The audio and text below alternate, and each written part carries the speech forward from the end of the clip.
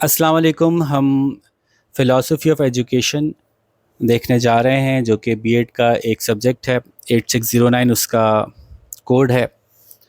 और philosophy of education में मेरे साथ इस सेशन में शामिल हैं miss any, miss Sadaf, miss बिनिश, miss Yasmin, sir Faizan और जो लोग मज़ीद सुनेंगे वो भी। अगर यूँ देखा जाए कि बुक को कैसे कवर करना है, क्योंकि एग्ज़ाम प्रिपरेशन भी आपको इस वीडियो से करनी है, तो बुक को कवर करने का मुझे जो ज़्यादा बेहतर तरीक़ा लगता है वो है कि आखिर से शुरू करें इस बुक को। उसकी वजह क्या है? उसकी वजह ये है कि शुरू में कुछ थ्योरीज़ या कुछ फ़िलासफ़र्स का नाम आया और आगे जाके उन फ़िलासफ़र्स की फ़िलासफ़ीज़ काफ़ी तफ़सील से आईं। तो अगर हम वो तफ़सील वाले चैप्टर्स पहले पढ़ लेंगे तो ऑटोमेटिकली पहला, दूसरा, तीसरा चैप्टर आप लोगों के लिए बहुत हलवा हो जाएगा। दूसरा ये कि मैं ये भी समझता हूँ कि ये जो फ़िलासफ़ी ऑफ़ एजुकेशन है, आज के दिन हमारे स्कूलिंग के पर्सपेक्टिव में जो आखिरी चैप्टर्स हैं वो ज़्यादा रेलेवेंट हैं, तो उनमें मैं ज़्यादा डेप्थ में जाना भी चाहूँगा। इस वीडियो में आज के सेशन में हम यूनिट नंबर 9, 8 और 7 कवर करेंगे। सबसे पहले शुरू करते हैं यूनिट 9 के साथ। यूनिट 9 जो है वो बता रहा है कि थिंकर्स इन एजुकेशन कौन गुजरे हैं। बहुत अच्छा चैप्टर है, बहुत अच्छा यूनिट है और दुनिया भर से उन्होंने एजुकेशन के जो मेजर थिंकर्स रहे हैं उनमें से कुछ लोग उठाए हैं। सब नहीं उठाए, कुछ उठाए हैं। और चूँकि आपके ज़हन में शायद ये होगा कि ये कोर्स बहुत पुराना बना हुआ है, इसके रिव्यूज़ तो करीब ही की किसी तारीख़ में हुए होंगे, लेकिन कोर्स की जो डेवलपमेंट है वो बहुत पुरानी है, तो इसमें आपको मॉडर्न एरा नहीं मिलेगा। ये सब पुराने एरा के फ़िलासफ़र्स या थिंकर्स थे।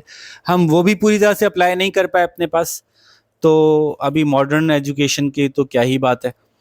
तो बहरहाल हम ये ज़रा समझने की कोशिश करते हैं कि लोग वहाँ तक कैसे पहुँचे जहाँ तक वो पहुँच गए हैं, और इसी से आपकी ऑटोमेटिकली तैयारी भी हो जाएगी। सबसे पहला जो नाम आता है वो आना चाहिए है, सबसे पहले जो नाम आना चाहिए वो फ्रेडरिक फ्रोबेल का आना चाहिए।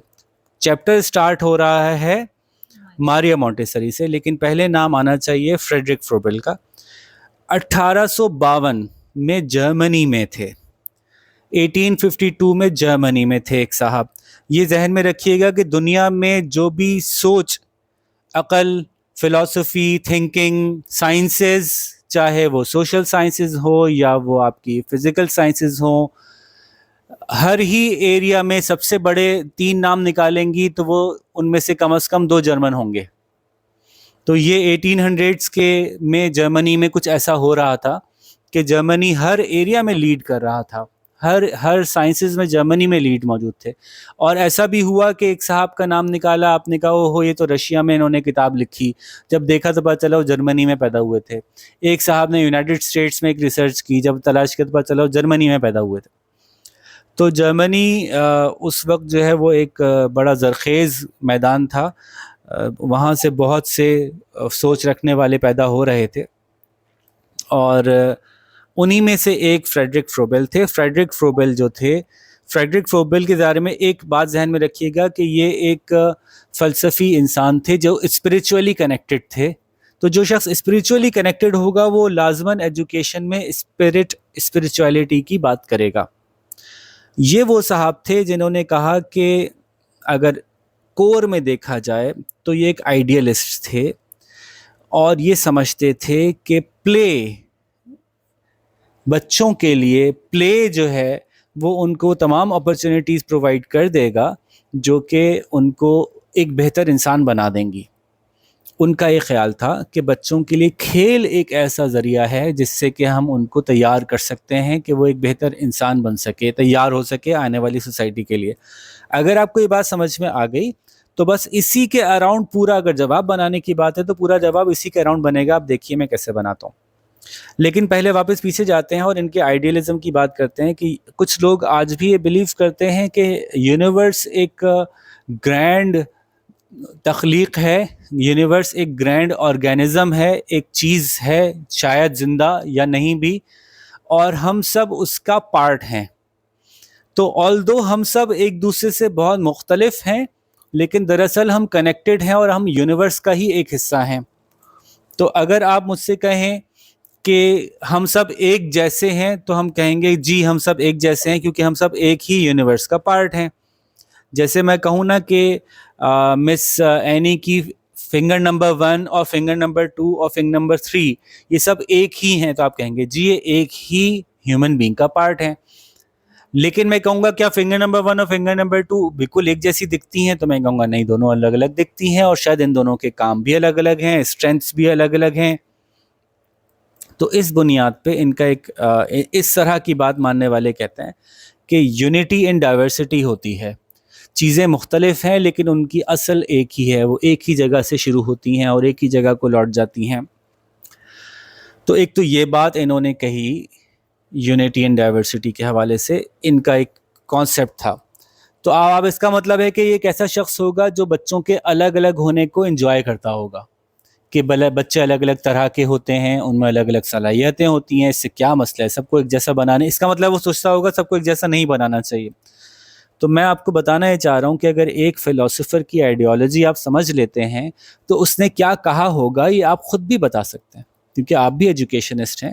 اگر آپ کہیں کہ ایک ایسا شخص ہے اور ڈائیورسٹی کو اپریشیٹ کرتا ہے تو آپ یہ کہیں گے کہ اس نے کیا کیا بتایا ہوگا. اور وہ کہتا ہے کہ پلے جو ہے وہ ہر چیز کو بچے کے اندر وہ اسکلز ڈیولپ کر لے گا. تو بس آپ ان دو معلومات کی مدد سے فروبل کے اوپر 4 پیج کا پورا نوٹ لکھ کے آ سکتے ہیں آپ کہ اس کا کنڈر گارٹن کی جو تھیوری تھی اس میں انہوں نے کہا کہ پلے is a mirror of life. ٹھیک ہے، یہ ٹرم ایک امپورٹنٹ ہے چونکہ اس نے خود دی ہے تو اس لیے اس کو لے لینا چاہیے as a mirror of life. تو اب انہوں نے جو اپنی تھیوریز پریزنٹ کی وہ ساری کی ساری کہاں سے کیا کیا باتیں اس میں ہوں گی آپ سنیے اور دیکھیے. آپ خود ہی ایسا سوچ رہے ہوں گے کہ ہاں اگر play is a mirror of life and through play we are going to teach the children. تو انہوں نے کہا وہاں پہ سیلف ایکٹیویٹیز ہونی چاہیے. ٹھیک ہے، اچھا مس سیلف ایکٹیویٹیز کیوں، ڈائریکٹڈ ایکٹیویٹیز کیوں نہیں؟ کوئی بتا سکتا ہے اس بات کا جواب کہ ایکٹیویٹیز کے ساتھ سیلف ایکٹیویٹیز کا مطلب کیا ہوا؟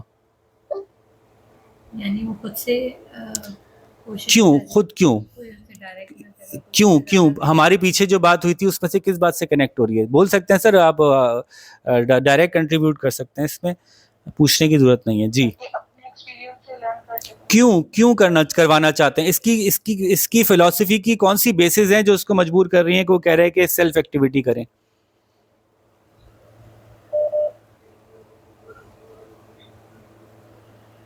کچھ آواز کٹ گئی شاید، مس صدف کچھ کہہ رہی تھی.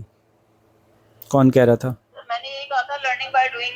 کہ میں کیا سمجھنا چاہتا ہوں کہ کیا آپ یہ کنیکٹ کر پا رہے ہیں کہ وہ یہ کیوں چاہتا ہے کہ بچے جو ایکٹیویٹی کریں وہ خود کریں،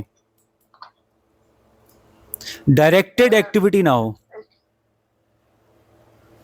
کیونکہ ہر لرننگ ہے وہ ایکچولی کریٹ ہی اس طریقے سے ہو رہی ہے نا، پلے کے ذریعے سے تو لرننگ کریٹ ہو رہی ہے، وہ خود تو پرابلم سالوشن کر رہا ہے بچہ. اور اس میں ایک بات یہ بھی ہے کہ اگر میں خود ایک چیز کروں گا تو میں ایک الگ طریقے سے کروں گا، اور اگر آپ ایک چیز کریں گے تو ایک اور طریقے سے کریں گے. تو یوں ڈائیورسٹی پریزرو ہو سکے گی. اگر ایک ٹیچر آئے گی اور بتائے گی کہ ایک کھیل ہوتا ہے اس کو ایسے ہی کھیلتے ہیں تو وہاں ڈائیورسٹی کل ہو جائے گی.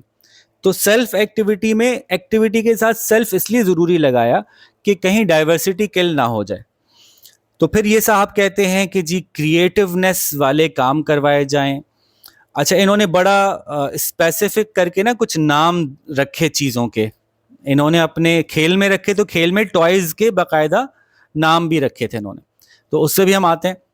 اس کے ساتھ ساتھ انہوں نے کہا کہ جی جب بچے کھیل رہے ہوں گے تو کھیلنے میں ہی وہ سوشل لرننگ ساری خود بخود ہو جائے گی ان کی، وہ ایک دوسرے سے دوست بھی بنیں گے، لڑائی بھی ہوگی، اس میں ان کے اندر کمپٹیشن بھی آئے گا، اس میں ون بھی ہوگا لوز بھی ہوگا. تو کھیل میں جو سوشل اینگل ہے لرننگ کا لائف کا وہ سیکھتے جائیں گے.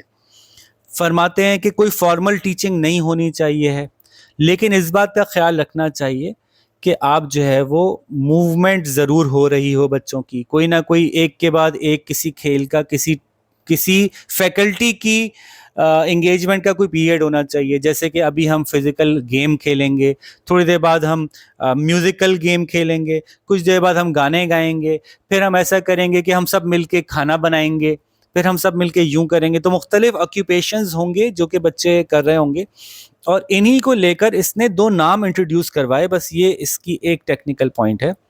اس نے 2 نام انٹروڈیوس کروائے, ایک یہ کہتے ہیں گفٹس انگیج ہوں گے, اور ایک یہ کہتے ہیں آکیوپیشنز انگیج ہوں گے, جو ان کا لٹرل میننگ ہے اس سے ریلیٹڈ نہیں ہے. یہ گفٹ کہتے ہیں فروبل بھائی ایسی چیزوں کو جو یہ بچے کو سکھا سکیں کہ دنیا میں جو بھی چیزیں ہیں وہ مختلف چیزوں سے مل کے بنتی ہیں, وہ چیزوں کو کھول اور بند کر سکیں.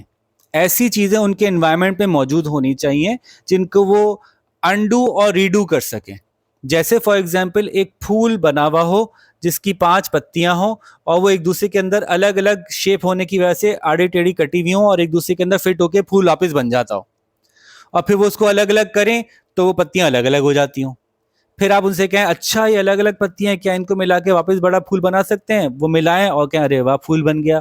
اس سے ایک فیکلٹی پیدا ہو رہی ہے کہ چیزیں مختلف چیزوں سے مل کے بنتی ہیں, ان کو ہم الگ الگ بھی کر سکتے ہیں کھول کے, جیسے کہ ریڈیو ہے, جیسے کہ پنکھا ہے, جیسے کہ فریج ہے, تو وہ چیزیں الگ الگ بھی ہو جاتی ہیں, اور وہ ساری الگ الگ چیزیں مل کے ایک ساتھ فنکشن کرتی ہیں, اور وہ ایک یوزیبل یا یوزفل چیز بن جاتی ہیں. تو ایک تو انہوں نے کہا گفٹس ہونے چاہیے. تو بچے کے لیول پہ جو ہے وہ بہت ہی بیسک لیول کے گفٹس ہو سکتے ہیں, جیسے کہ ووڈن ٹوائز ہوں, ایک ایسی کار ہو جس کے کمپوننٹس الگ الگ ہو جاتے ہوں اور پھر وہی کمپوننٹس واپس جڑ جاتے ہوں. جیسے کہ ایک کمپلیٹ شیپ ہو جیومیٹریکل جو کہ ٹوٹ کے الگ الگ ہو جاتا ہو اور پھر واپس بھی جڑ جاتا ہو, واپس اپنے اصل شیپ میں آ جاتا ہو. ایک چیز انہوں نے کہی ساتھ میں آکیوپیشنل ٹوائز بھی ہونے چاہیے. آکیوپیشنل ٹوائز یہ ان ٹوائز کو کہتے ہیں جو اپنی حالت بدل پائیں. اس کی بہت آسان مثال ہے کلے, کہ کلے جس حالت میں ہے اب وہ جب بچہ اس سے کھیلے گا تو وہ ایک نئی حالت میں آ جائے گی. تو یہاں سے یہ سکھانا مقصود تھا ان کا کہ کچھ چیزیں ایسی ہوتی ہیں جو ہم کریٹ کرتے ہیں وہ پہلے سے اس حالت میں نہیں ہوتی. گفٹ سے وہ دنیا کی حقیقت دکھا رہے ہیں کہ آپ کے آس پاس اکثر چیزیں آپ کو ایسی نظر آئیں گی جو کہ کمپوننٹ سے مل کے بنی ہیں, ان کو ہم کھولیں گے تو اندر سے کمپوننٹس نکلیں گے, اور ان کمپوننٹس کو واپس ملائیں گے تو وہ چیز پھر بن جائے گی. اور آکیوپیشن سے ان کی مراد وہ چیزیں ہیں جن کو کہ بچے کو دیا جائے گا اور وہ بچہ ان سے ایک نئی چیز بنائے گا, پہلے سے وہ چیز نہیں بنی ہوئی ہوگی. تو اس کی میں نے ایک مثال دی, clay is a gift in Froebel's academy, Froebel's kindergarten. اور کیا چیز ایسی ہو سکتی ہے جس کو کہ آکیوپیشن کے طور پہ یوز کیا جا سکتا ہے؟ Clay is an occupation. یا اور کیا چیز آکیوپیشن کے طور پہ یوز ہو سکتی ہے؟ بہت کامن ہے, آپ سب کے گھروں میں بچوں کو دیتے ہیں آپ لوگ. جی جی بالکل بالکل. لیگو بلاکس جو ہیں وہ ایک اور آکیوپیشنل ٹوائے ہے جس سے کہ کچھ نیا بنایا جا سکتا ہے, اور دنیا نے اس میں بڑی ترقی کر لی ہے. بہت ہی ایڈوانس قسم کے لیگو ٹوائز آ گئے ہیں جس میں کہ بہت پاسبلٹیز ہیں. ایک ہی سیٹ ہے اور اسی سیٹ سے پتہ نہیں کیا کیا بن سکتا ہے, جو بھی چاہیں آپ بنا لیں. وہ ایڈوانس قسم کی اس سے وہ اسپیس کرافٹ بنا لیتے ہیں, پتہ نہیں کیا کیا چیزیں اور بنا لیتے ہیں. تو یہ 2 طرح کے انہوں نے کہا کہ وہاں موجود ہونے چاہیے. اور اس کے بعد انہوں نے یہ کہا کہ کچھ ایسے کام بھی ہونے چاہیے جیسے جس میں مینول ورک انوالو ہو, ہاتھ سے بچے کام کریں, نیچر اسٹڈی کریں جا کے بچے. Again not as a specific subject کہ آ کے ہم ایک سائنس پڑھ رہے ہیں, ہم دیکھتے ہیں کہ پتے کیسے کام کرتے ہیں, میں آپ کو سکھاؤں گی, یہ نہیں. سبجیکٹ کا نام ہی ہے nature study. Let's go and see what is out there. ارے درخت ہوتے ہیں, بس یہ ہے نیچر اسٹڈی. ارے درخت براؤن تنے رکھتے ہیں, او گرین پتے, واہ, بس یہ ہے nature study. Nature study is not science of nature. Nature study is establishing the faculty of observation, اپنے آس پاس کی چیزوں کو نوٹس کرنے کی عادت ہونا.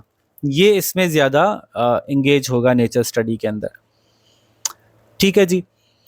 اور اس کے علاوہ انہوں نے کہا لینگویج, آرٹ اور ریلیجن بھی جو ہے وہ اسی طرح سے کھیل کھیل میں, باتوں باتوں میں بچوں کے ساتھ ڈسکس ہونا چاہیے کہ یہ کیا ہو رہا ہے دنیا میں, آس پاس کیا ہے, یہ کون ہے.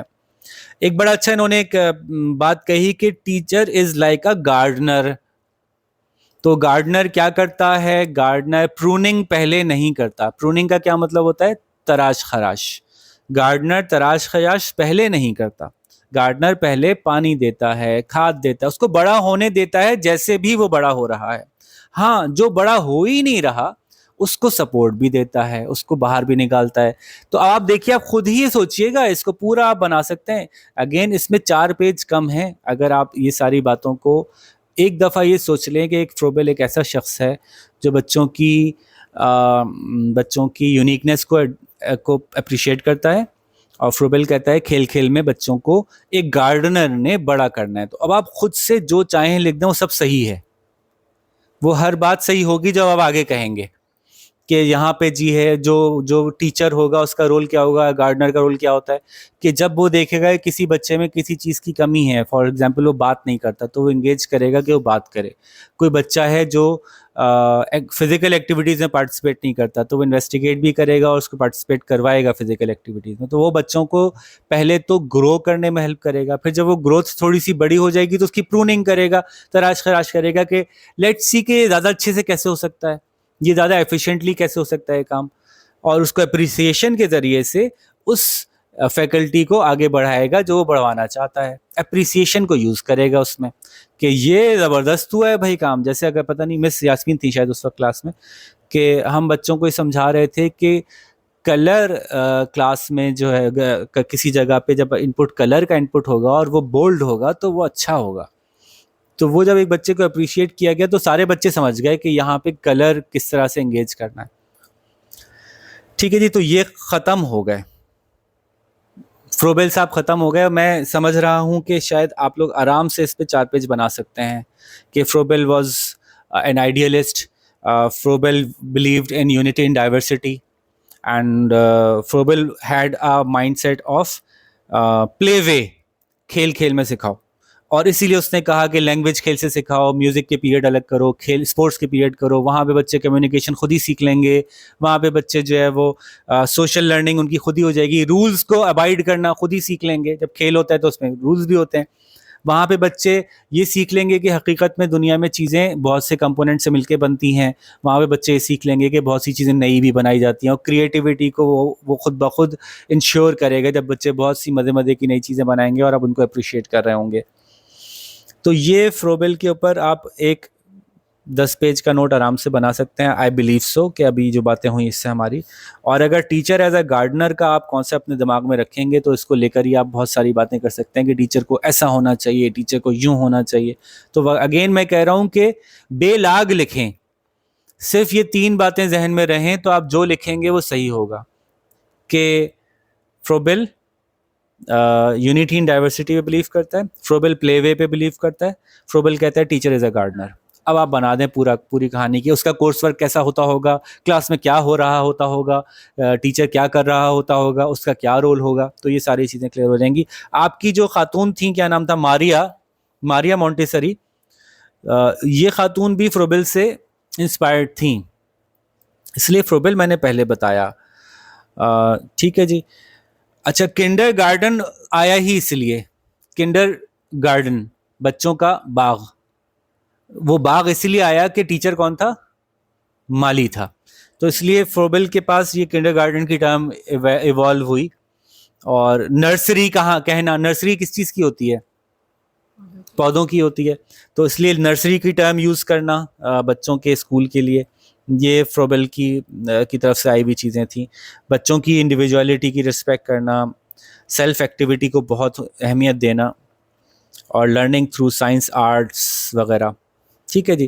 اب ماریا مونٹیسری نے کیا ایسا کمال کیا کہ ان کا نام الگ سے لینے کی ضرورت ہے. تو ایک بات سمجھ لیں, پھر باقی سب کچھ جو فروبل نے کیا وہ ماریا نے بھی کیا, کیونکہ وہ انہی سے انسپائرڈ تھی نا. ملک دوسرا تھا, فروبل جرمنی میں تھے, یہ اٹلی میں تھیں. فروبل جو ہے وہ 1852 میں تھے, یہ 1870 میں تھیں. تو تھوڑا سا ایک جنریشن بعد کی تھیں. ماریا مونٹیسری کے بارے میں ذہن میں رکھیے گا, she was an educated woman and she was like leading in her areas, کہ وہ پہلی گریجویٹڈ ڈاکٹر تھیں اٹلی کی. اس سے پہلے اٹلی میں ان سے پہلے کسی نے میڈیسن میں ڈگری فارمل حاصل نہیں کی تھی ایز وومن. تو اس کا مطلب ہے کہ وہ تھوڑی معاشرے سے لڑنے والی, آگے سے آگے بڑھنے والی خاتون ٹائپ کی ہوں گی, ایسا ذہن میں رکھیے.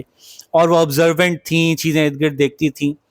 تو ماریا کی ایک فلسفی سمجھ لیں بس, اس کے بعد آپ اس کے بارے میں سب کچھ لکھ سکتے ہیں. فلسفی یہ تھی کہ اس نے کہا کہ بچوں کو ریئل لائف میں ایک پریکٹیکل ایک یوزفل انسان بنانا ایک چھوٹے اسکول کی ذمہ داری ہے, ارلی اسکول کی ذمہ داری ہے کہ بچوں کو یوزفل ایکٹیو پارٹیسپیٹیو ایڈلٹ بنائے. لیکن مسئلہ یہ ہے کہ ایڈلٹ جو بھی کام کرتے ہیں, ایڈلٹ کی دنیا میں جو کچھ بھی ہوتا ہے وہ کچھ ایسا ہوتا ہے کہ بچوں کو اس سے انٹریکٹ کروایا جا نہیں سکتا. فار ایگزامپل ایڈلٹ گاڑی چلا رہا ہے تو بچے سے گاڑی نہیں چلوائی جا سکتی 5 سال کے بچے سے. ایڈلٹ میکینک ہے تو بچے سے وہ میکینیکل کام نہیں کروایا جا سکتا. جو ایڈلٹ کر رہا ہے 5 سال کا بچہ تو ہرٹ ہو جائے گا, ڈینجرس ہے اس کے لیے. ایڈلٹ بجلی کے چیزوں میں کام کر رہا ہے, چھوٹے بچے کو تو نہیں کراتے. ایڈلٹ کی ماں کھانا پکا رہی ہے, چھوٹا بچہ تو نہیں پکا. ایڈلٹ سڑک کراس کر رہا ہے, چھوٹے بچے کو تو نہیں کروا سکتے. تو آپ غور کیجئے کہ زندگی کے جتنے بھی کام ایڈلٹ کرتا ہے وہ بچے کے لیے ان میں سے اکثر سیف نہیں ہیں, یا تو سیف نہیں ہیں یا پھر وہ اس طرح کی نوعیت رکھتے ہیں کہ وہ بچے کے لیے بہت مشکل ہے اس میں انگیج ہونا. لیکن چاہتے ہم یہ ہیں کہ جب اس انوائرمنٹ سے, جو اسکولنگ انوائرمنٹ ہے, اس انوائرمنٹ سے بچہ باہر نکلے تو وہ تیار ہو ایڈلٹہڈ کے لیے, ایڈلٹہڈ کے لیے تیار ہو. اور انوائرمنٹ ٹوٹلی ایک ایسا انوائرمنٹ بنایا ہوا ہے, جیسے کہ آج ہم اسکول کی بات کر لیں, کہ ہمارا بچہ اسکول میں آتا ہے تو ہر وہ چیز کرتا ہے جو اصل دنیا میں نہیں ہونی ہوتی.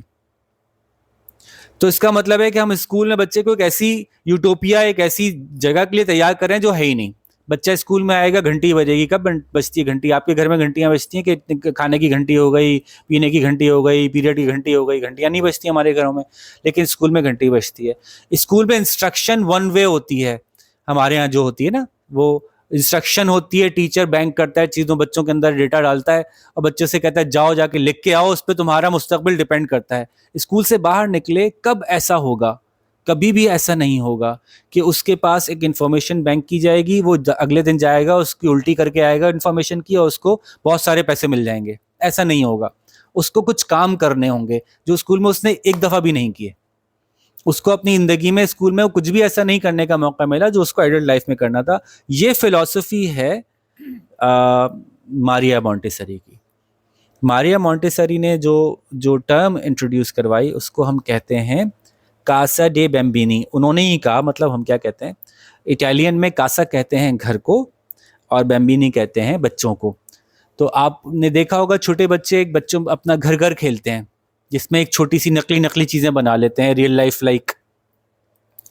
تو یہ اسی طرح کا کچھ کانسیپٹ انہوں نے دیا. انہوں نے کہا کہ اگر ہم بچوں کو ریئل ہیومنز والی ایک سوسائٹی جیسے ریئل ہیومن سوسائٹی ہے ویسی ایک منیچر سوسائٹی بنا دیں, کہ وہ جب اسکول میں آئے کہ السلام علیکم, آج ہمارا دن سٹارٹ ہو گیا, اور اب ہم ایک ایڈلٹ ٹائپ لائف میں انٹر ہوئے ہیں, اور وہاں پہ وہ تمام ضروری چیزیں موجود ہوں جو کہ ایڈلٹ ورلڈ میں ان کو آگے جا کے انگیج کرنی ہیں, تو بچے ایڈلٹ ورلڈ کے لیے زیادہ بہتر تیار ہو سکیں گے. نمبر ایک بات تو یہ آئی. تو اب اگر یہ گیم ہے, اس کا مطلب ہے کہ Montessori is a place where adult like things are available in a safe environment. مطلب کیا ہوا؟ ایک چھوٹے بچے کو سیڑھی چڑھنا سکھانا ہے, وہاں پہ سیف سیڑھیاں ہوں گی. ایک چھوٹے بچے کو جوتے کے بند مارنے سکھانا ہے, وہاں جوتے کے بند مارنے کی کوئی جگہ ہوگی. ایک بچے کو تیز بھاگنا سکھانا ہے, وہاں کہیں سیف بھاگنے کی جگہ ہوگی. ایک بچے کو کچن ویئرز یوز کرنا سیکھنا چاہیے بڑے ہو کے, تو اس کو وہاں سیف کچن ویئر یوز کرنے کی جگہ ہوگی. ایک بچے کو اپنی عزت کرنی چاہیے, اپنے ساتھیوں کی عزت کرنی چاہیے, اپنے آس پاس کی انوائرمنٹ کی عزت کرنی چاہیے, رسپیکٹ ہونی چاہیے کہ میں لٹر نہیں پھیلاؤں, میں کچرا نہ کروں, میں چیزوں کو تباہ نہ کروں. تو اس کی انوائرمنٹ میں بھی اسی طرح کا ماحول ہوگا جہاں چیزوں کی اونرشپ دی جائے گی اس کو. یہ تمہاری ٹیبل ہے, یہ تمہاری چیئر ہے, یہ تمہارے دوست کی چیئر ہے, تو ہمیں کیسے سیکھنا ہے کو ایگزسٹ کرنا. تو یہ بنیادی فلسفی ہے ماریا مونٹیسری صاحبہ کی, جو اٹلی میں آئی تھی. اور اب آپ اگر غور کریں تو اس کی بنیاد پہ دو باتیں ذہن میں رکھیے گا. ان صاحبہ کی یہ فلسفی تھی اور یہ فروبل سے انسپائرڈ تھیں. تو اب پورا فروبل ڈال دیں اور ساتھ میں ایک گھر بنا دیں جس گھر میں وہ تمام اکوپمنٹ اویلیبل ہے جو کہ ریئل لائف میں کے قریب ان کو ٹریننگ دیتی ہے, اور اس کو ایزی سے ہارڈ کی طرف لے جائیں.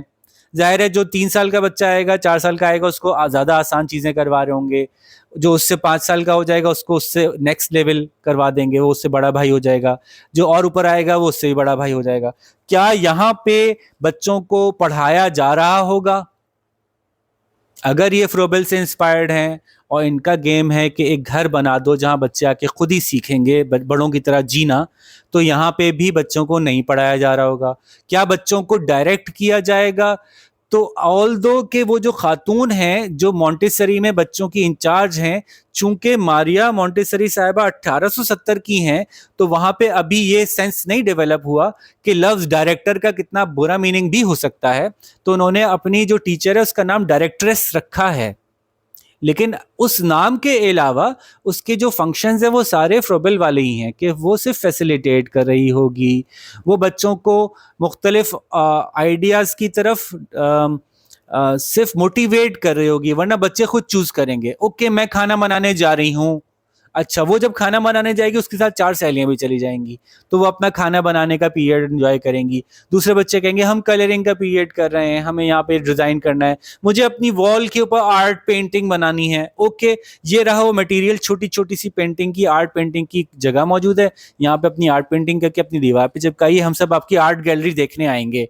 تو وہ ڈائریکٹرس وہاں تیار ہوگی, اس کو یہ پتا ہے کہ وہ کون سی فیکلٹیز ہیں جو ایڈلٹ لائف میں بچے کے لیے ڈیولپ کرنی ہے, اور وہ فیسیلیٹیٹ کرے گی بچوں کو ان ایکٹیویٹیز میں انگیج ہونے میں جس میں کہ بچے خود سے انگیج ہوں گے.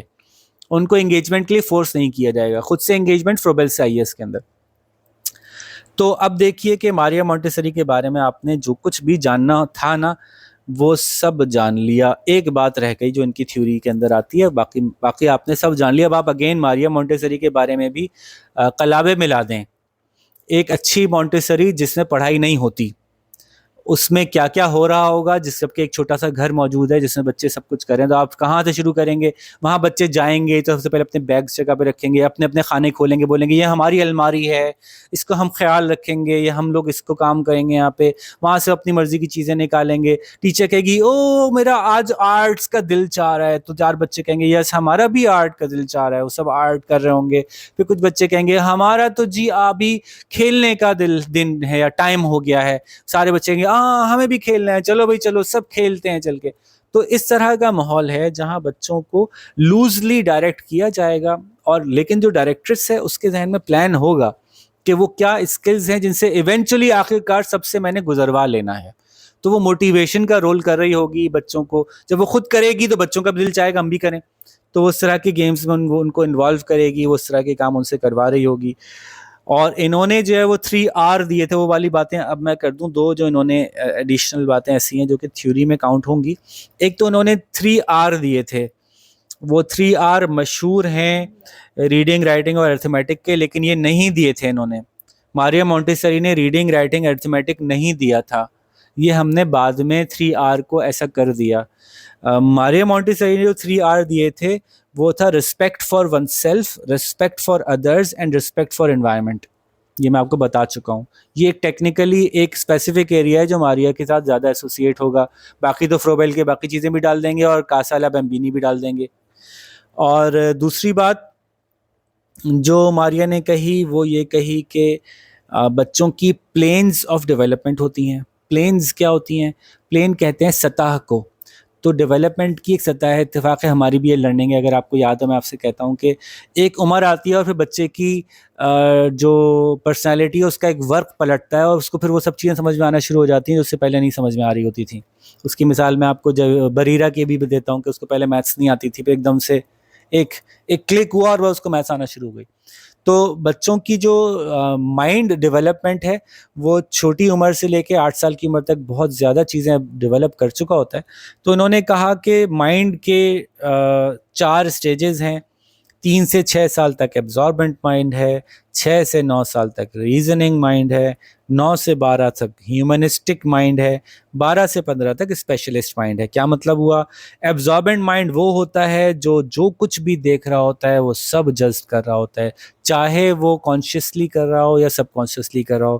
بچے کے سامنے جو بھی ہو رہا ہے وہ بچہ ایبزارب بھی کر رہا ہے, اس کی پرسنالٹی کا پارٹ بھی بن رہا ہے. چاہے آپ کو لگ رہا ہو کہ وہ تو ابھی خاص اس نے مجھ سے انٹریکٹ تو کیا نہیں, سوال تو کوئی کیا نہیں, پوچھا تو کچھ نہیں, وہ تو اپنے آرٹ ورک میں لگا تھا, اس نے تو نہیں دیکھا کہ مجھ سے غلطی ہو گئی.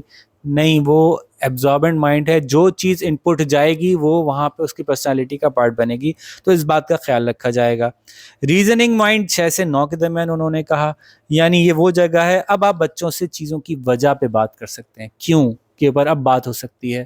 اب جو آپ ان سے پوچھ سکتے ہیں اور وہ آپ سے پوچھنا چاہیں گے, اب وہ سوال خود اٹھائیں گے کہ کیوں کریں ایسا, کیوں, یہ کیوں نہیں, یہ کیوں اور یہ کیوں نہیں. اور 9 سے آنورڈز یعنی ایڈولسنٹ جب بچہ ہو جاتا ہے تو اس وقت اس کا ہیومنسٹک مائنڈ ڈیولپ ہو جاتا ہے, یعنی اب آپ اس سے ایک پراپر ہیومن بینگ کی طرح بات کر سکتے ہیں. جو میجر ڈفرینس ہے نا ایک 9 سال سے چھوٹے بچے میں اور 9 سال سے بڑے بچے میں, جو ہیومنسٹک مائنڈ میں جو میجر ڈفرینس اپیئر ہوتا ہے وہ ہے power of imagination of those things, of abstract ideas. Imagination تو بچپن سے ہے بچے کے پاس, لیکن ایبسٹریکٹ آئیڈیاز کو امیجن کرنے میں بچہ کمپلیکسٹی فیل کرتا ہے. 9 سال سے چھوٹا بچہ, 9 سال کے بعد آپ اس کو ایبسٹریکٹ آئیڈیاز بھی امیجن کروا سکتے ہیں. جیسے کہ امیجن کرو کہ ایک ڈیمانڈ کا کرو کیسے ڈرا ہو رہا ہوگا, ایک پوائنٹ یہاں پہ لو, دوسرا پوائنٹ یہاں. اب آپ بنا نہیں رہے, آپ بھی بغیر پینسل اسکیل کے بیٹھے ہیں, وہی پینسل اسکیل کے بغیر بیٹھے ہیں, اور آپ اس کو امیجن کروا رہے ہیں کہ ایبسٹریکٹ کانسیپٹ. تو بچہ 9 سال سے بڑا بچہ کر پا رہا ہوتا ہے. اور اسی طرح سے idea of patriotism, idea of democracy, یہ چیزیں اب وہ آپ سے ڈسکس کر سکتا ہے. تو یہ ہیومنسٹک مائنڈ کہلاتا ہے. اور پھر 12 سے 15 اور اس سے آنورڈ جو ہے وہ اسپیشلسٹ مائنڈ ہے, جو بچہ چاہتا ہے کہ کسی ایریا میں اپنے آپ کو ایکسل کرے. یہ انہوں نے کچھ پلینز آف ڈیولپمنٹ کے بارے میں الگ سے بات کی تھی, لیکن جو میجر ماریا مونٹیسری کو ہم ایکسپلین کریں گے, وہ گھومے گا کہاں, وہ کاسا ڈی بیمبینی کے گرد گھومے گا, چلڈرنز ہاؤس کے گرد گھومے گا.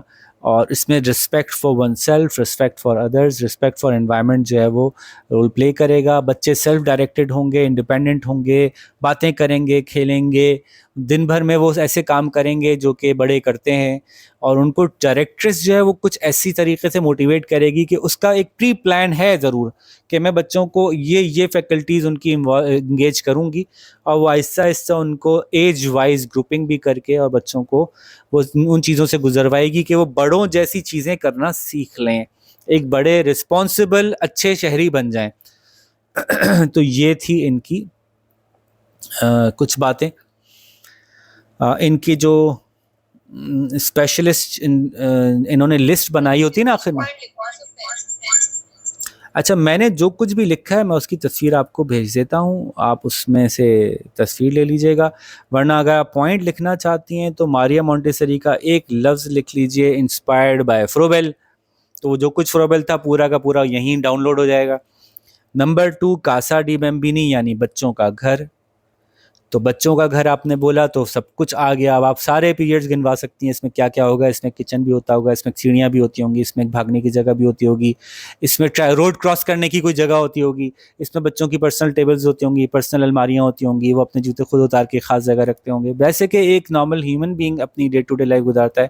وہاں پہ کوئی, اب اگر نیو ٹائپ آف مونٹیسری سوچیں تو وہاں پہ کوئی ڈمی کار بھی ہوگی, وہاں پہ کوئی اسکول بس بھی ہوگی ڈمی سی, جو ایک بچہ چلا کے لائے گا, دوسرے بچے اس میں بیٹھیں گے, پھر وہ ڈراپ کر کے جائے گا, پک اینڈ ڈراپ دے رہا ہوگا. وہاں پہ کوئی ڈمی ایروپلین بھی ہوگا جس میں کہ وہ سیکھیں گے آج ہمیں اڑنا سیکھ رہے ہیں. وہاں پہ اس طرح کی اور بھی چیزیں ہوں گی جو ان کو ریئل لائف کے ایکٹیویٹیز اور انگیجمنٹ سے گزارتی ہوں گی. تو ہر ایکٹیویٹی سوچ لیں ریئل لائف کی. وہاں پہ کبھی بچوں کو ٹیچر بنا دیا جاتا ہوگا, آج یہ ٹیچر ہیں یہ پڑھائیں گی. وہاں پہ کئی بچوں کو سکھایا جاتا ہوگا کہ آج یہ جو ہیں کنسٹرکشن ورکر ہیں, یہ کنسٹرکشن ورکر ہیں, آج یہ کام کریں گے. ہم سب کنسٹرکشن ورکر بن جاتے ہیں, آج ہم کام کریں گے. تو وہ ریئل ورلڈ کی ریفلیکشن وہاں پہ آتی ہوگی. یہ کاسا ڈی بیمبینی سے آپ کو یہ سب کچھ ذہن میں آ جانا چاہیے, وہ انوائرمنٹ. اس کے علاوہ میں نے کہا کہ 3R ان کے امپورٹنٹ ہیں, respect for one self, respect for others and respect for environment. اور پلینز آف ڈیولپمنٹ میں اس خالی فرسٹ پلین پہ پورا فوکس ہے ہمارا, جہاں ایبزاربنٹ مائنڈ ہے. باقی کے اوپر تو ہم نے کوئی بات ہی نہیں کی کہ ریزننگ مائنڈ کو کیسے ہینڈل کیا جائے گا. مونٹیسری جو ہے وہ صرف ایبزاربنٹ مائنڈ کے لیے ہی ہے, ریزننگ مائنڈ, ہیومنسٹک مائنڈ کو تو ایڈریس ہی نہیں کیا ہم نے بالکل بھی. ٹھیک ہے. ان کے نام کے آگے کچھ انفارمیشن بک میں جو ایڈیشنل دی ہوئی تھی وہ تھی پریپیئرڈ انوائرمنٹ. یہ بات ہم نے کور کر لی. پریپیئرڈ انوائرمنٹ کا مطلب ہوتا ہے ایک ایسی جگہ جو خاص طور پہ بچوں کے لیے تیار کی گئی ہو. فریڈم ان ایجوکیشن یہ ہم نے کر لی بات. بچے فری ہوں گے, بچے سیلف ڈائریکٹڈ ہوں گے. موومنٹ ان ایجوکیشن جس میں کہ بچے ہر وہ کام چلتے پھرتے کریں گے, باتیں نہیں ہوں گی خالی آؤ میں تمہیں بتاتی ہوں کہ ایک لیبر کیسے کام کرتا ہے. نہیں, لیبر کا کام کر کے دیکھیں گے. موومنٹ ہوگی, اس سے ان کی فزیکل ڈیولپمنٹ بھی ہوگی. سینسری ایجوکیشن کا خیال رکھا جائے گا, جو دنیا بھر میں جو ریئل سینسز ان کے یوز ہونے ہیں وہ وہاں یوز ہو رہے ہوں. اگر انہوں نے دنیا میں کچھ سننا ہے تو وہاں سن رہے ہوں, وہاں پہ ان کو ہارن کی آواز بھی سنائی جائے, الارم کی آواز بھی سنائی جائے, ان کو میوزیکل جو کوہیشن ہے وہ بھی ان کے کانوں میں پڑے, ان کو جو ہے بیٹس پہ موو کرنا بھی آئے, ان کو جو ہے وہ جو بھی سینسری کانوں کی بات ہو رہی ہے تو ویژول سینسری ان کی ڈیولپ ہو, ان کو ہر طرح کے رنگ دکھتے ہوں, وہ ان کو آئیڈینٹیفائی کرتے ہوں, ان کو ہر طرح کے ٹچ سینسز جو ہیں وہ فیل ہوتے ہوں اور اس کو بارے میں بات کرتے ہوں. تو یہ اگین ریئل ورلڈ کے لیے تیار کرنے میں سب کچھ آ جائے گا. اور انٹلیکچولی چیلنجنگ میں نے آپ سے کہا تھا کہ اس میں ایزی ٹو ہارڈ انوائرمنٹ ہوتا ہے. اس طرح کا ہو سکتا ہے کہ یہ 3, 4, 5 ایئرس کے بچوں کا کمرہ ہے, یہ 5, 6, 7 ایئرس کے بچوں کا کمرہ. اس طرح سے وہ کمروں کا جو لیول ہے وہ ایزی ٹو ہارڈ ہو تاکہ وہ انٹلیکچولی چیلنجنگ اسی لیول کا ہو جس لیول کا وہ بچہ ہے, اسی طرح کی ٹاسک وہ کرتا ہو. ٹھیک ہے جی, تو یہ ہم نے 2 کور کر لیے جو کہ 2 بڑے پرانے ارلی ایئرز ایجوکیشن کو کور کرتے تھے. اب ہم 2 کور کریں گے جو لیٹر ایئرز ایجوکیشن کو کور کرتے ہیں. ہمارا چیپٹر ختم ہو جائے گا اور یہی سب سے ڈیٹیل میں پڑھانا چاہتا ہوں. باقی تو بہت ایزی ہیں, وہ ون لائنر تھیوریز ہیں خالی. تو ان کی ڈیپتھ میں ہم اس لیے بھی جانا چاہتے ہیں کہ ایز اسکول ٹیچرز ہمیں اس کی انفارمیشن تھوڑی ڈیپتھ میں ہونی چاہیے کہ ایسا کیوں سوچتے تھے, کیسے یہاں تک پہنچ گئے. ایک خاتون تھی 1857 میں نیو یارک میں, ہیلن پارکہرسٹ. ان کو اسائنمنٹ دیا گیا تھا ایک ایلیٹ اسکول رن کرنے کے لیے. اچھا, ایلیٹ اسکول کا مطلب ہے کہ پھر ان کے پاس بہت فیسلٹیز تھیں, پیسے تھے, جگہ کھلی تھی, بہت سارے اپرچونیٹیز تھیں. تو ان کو یہ پلان دیا گیا تھا کہ بچے ایکسیلنس کیسے بچوں میں آئے گی, بچے کیسے زبردست بڑے بنیں گے, بہت اچھے قابل کیسے ہوں گے وہ. تو بہت ہی کمپریہنسو کام کیا خاتون نے. اگین آپ کو یہاں بھی ریفلیکشن نظر آئے گی بہت سی ایسی چیزوں کی جو ہم کہتے ہیں کرتے ہیں. ان کا پلان تھا, اس کا نام تھا ڈالٹن پلان, کیونکہ ان کے اسکول کا نام تھا ڈالٹن. 1919 میں یہ ہوا تھا, تو اٹ از مچ لیٹر. اب ہمارے زمانے کے قریب آ رہی ہیں باتیں. ڈیلٹن پلان میں انہوں نے کہا کہ باقی سارا اسکول جیسے بھی چل رہا ہے اوکے, اسکول چلائیں, لیکن اسکول کے چلانے میں فنڈامنٹلی کچھ ڈفرینسز ہیں. سب سے پہلے تو انہوں نے کہا کہ 3 بنیادی کانسیپٹس ہیں جو انہوں نے انٹروڈیوس کروائے. پہلا کانسیپٹ ہے دا کانسیپٹ آف ہاؤسز. آپ لوگوں کے لیے سمجھنا ہے, بالکل مشکل نہیں ہوگا. یہ انہوں نے ہیلن صاحبہ نے انٹروڈیوس کروایا تھا کہ ایک ہی اسکول کے بچوں کو مختلف ہاؤسز میں تقسیم کرو تاکہ وہ ایک دوسرے سے کمپیٹ کریں, ہر ایکٹیویٹی میں کمپیٹ کرتے رہیں. اچھا, بائی دا وے ہمارا جو اس میں ایک ٹیک ہے وہ یہ ہے کہ ہاؤسز, آپ نے دیکھا ہمارا بھی اسکول ہاؤسز میں تقسیم ہے, لیکن ہم کہتے ہیں کہ ایجوکیشن میں کوآپریشن ہو اور باقی چیزوں میں کمپٹیشن ہو. اس کو ڈسٹنگوش ہیلن نے نہیں کیا. اگر یہ نہیں کریں گے, ہم اب ظاہر 1919 کی بات کر رہی ہیں, ہم 2025 میں کر رہے ہیں, تو ہم بہت کچھ اور سیکھ چکے ہیں یقیناً. تو ہم یہ کہتے ہیں کہ اگر ایجوکیشن میں بھی کمپٹیشن کو انگیج کرتے ہیں تو اس کا نقصان یہ نکلتا ہے کہ بچے ایک دوسرے کو پروگریس کرنے نہیں دیتے. جیتنے کا ایک طریقہ یہ بھی ہوتا ہے نا کہ اگر مجھے نہیں آتا تو اسے بھی نہ آ جائے کہیں, یا مجھے آ گیا ہے تو میں چھپا لوں معلومات, اس تک نہ پہنچ جائے.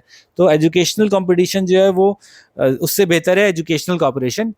اور ہاؤس کمپٹیشن جو ہے وہ ہونا چاہیے ہے ادر دین ایجوکیشن بیسڈ چیزوں میں. یہ ہماری لرننگ ہے. بہرحال ڈیلٹن پلان میں یہ بات نہیں ایکسپلیسٹلی لکھی ہوئی, اور اس کو ایکسپلیسٹ نہ لکھ کے یہ ایک فائدہ اٹھاتی ہیں. ان کا کہنا ہے جیسے کہ فروبیل ہے یا مونٹیسری کا کانسیپٹ تھا, اس میں انہوں نے کہا تھا کہ بھائی اس بات کی ذمہ داری ٹیچر پہ آتی ہے کہ جو بھی وہ وہاں پہ چیزیں رکھ رہی ہے ان چیزوں میں کو ایسے رکھے کہ وہ موٹیویٹنگ ہوں بچوں کے لیے.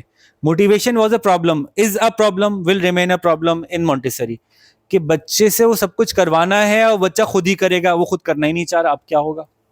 تو یہ ہمیشہ سے ایک مسئلہ رہے گا فروبیل یا مونٹیسری کے ایک سسٹم میں کہ بچہ سیلف انگیج ہوگا کیسے. تو اس کا مطلب یہ ہوا کہ جو ٹیچر ہے اس کو اپنی ذات کو انگیج کرنا پڑے گا اور اس کی مدد سے وہ انگیجمنٹ کریٹ ہوگی. ایک تو دوسرا اس نے ایکٹیویٹیز بھی سوچ سمجھ کے نکالنی ہوں گی, فضول بیکار بورنگ ایکٹیویٹیز کو وہ سائڈ میں کر دے. یہ کانسیپٹ ہے مونٹیسری کا یا فروبیل کا. لیکن ہیلن نے یہ کہا کہ جب کمپٹیشن آ جاتا ہے نا تو ہر ایکٹیویٹی آٹومیٹیکلی موٹیویٹنگ بھی ہو جائے گی اور ہر ایکٹیویٹی سے بچہ بہت کچھ سیکھے گا, کیونکہ اب وہ کمپٹیشن میں وہ ایکٹیویٹی کر رہا ہے. ہاؤس بنا دیا آپ نے چیلنج کریٹ کر دیا. تو یہ ایک بات تھی جو ہیلن نے پہلی بات کہی کہ ہاؤسز بنائیں. ہاؤسز کیوں بنائیں؟ تاکہ کمپٹیشن ہو, تاکہ بچے ایک دوسرے سے جیتنے کی کوشش کریں. اب وہ اردو کا چیپٹر اس لیے نہیں پڑھ رہے کہ مس پڑھا رہی ہیں, بلکہ اردو کا چیپٹر اس لیے پڑھ رہے ہیں کہ جو زیادہ اچھا اسکور کرے گا اس کے ہاؤس کو زیادہ پوائنٹس ملیں گے. تو یہ ایک تو یہ بات ہوئی, ان کا کور کانسیپٹس میں سے ایک ہاؤس کانسیپٹ ہے, اور وہ اس کانسیپٹ کو ایجوکیشن کے ہر ایریا میں انگیج کرتی ہیں. دوسرا کام انہوں نے کہا, ایک تو ہاؤسز بنا دیجئے, دوسرا انہوں نے کہا کہ بچوں کو اسائنمنٹس دینے کا ایک خاص طریقہ ہونا چاہیے.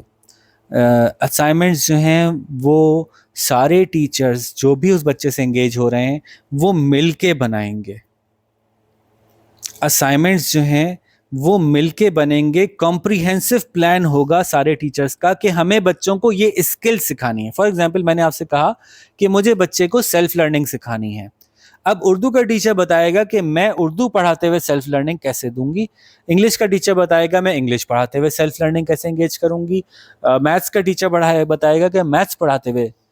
میں نے کہا ساتھ میں مجھے بچوں کی پریزنٹیشن سکلز پہ بھی بنانا ہے, اوکے اردو میں پریزنٹیشن سکلز کو ایسے ٹیکل کریں گے.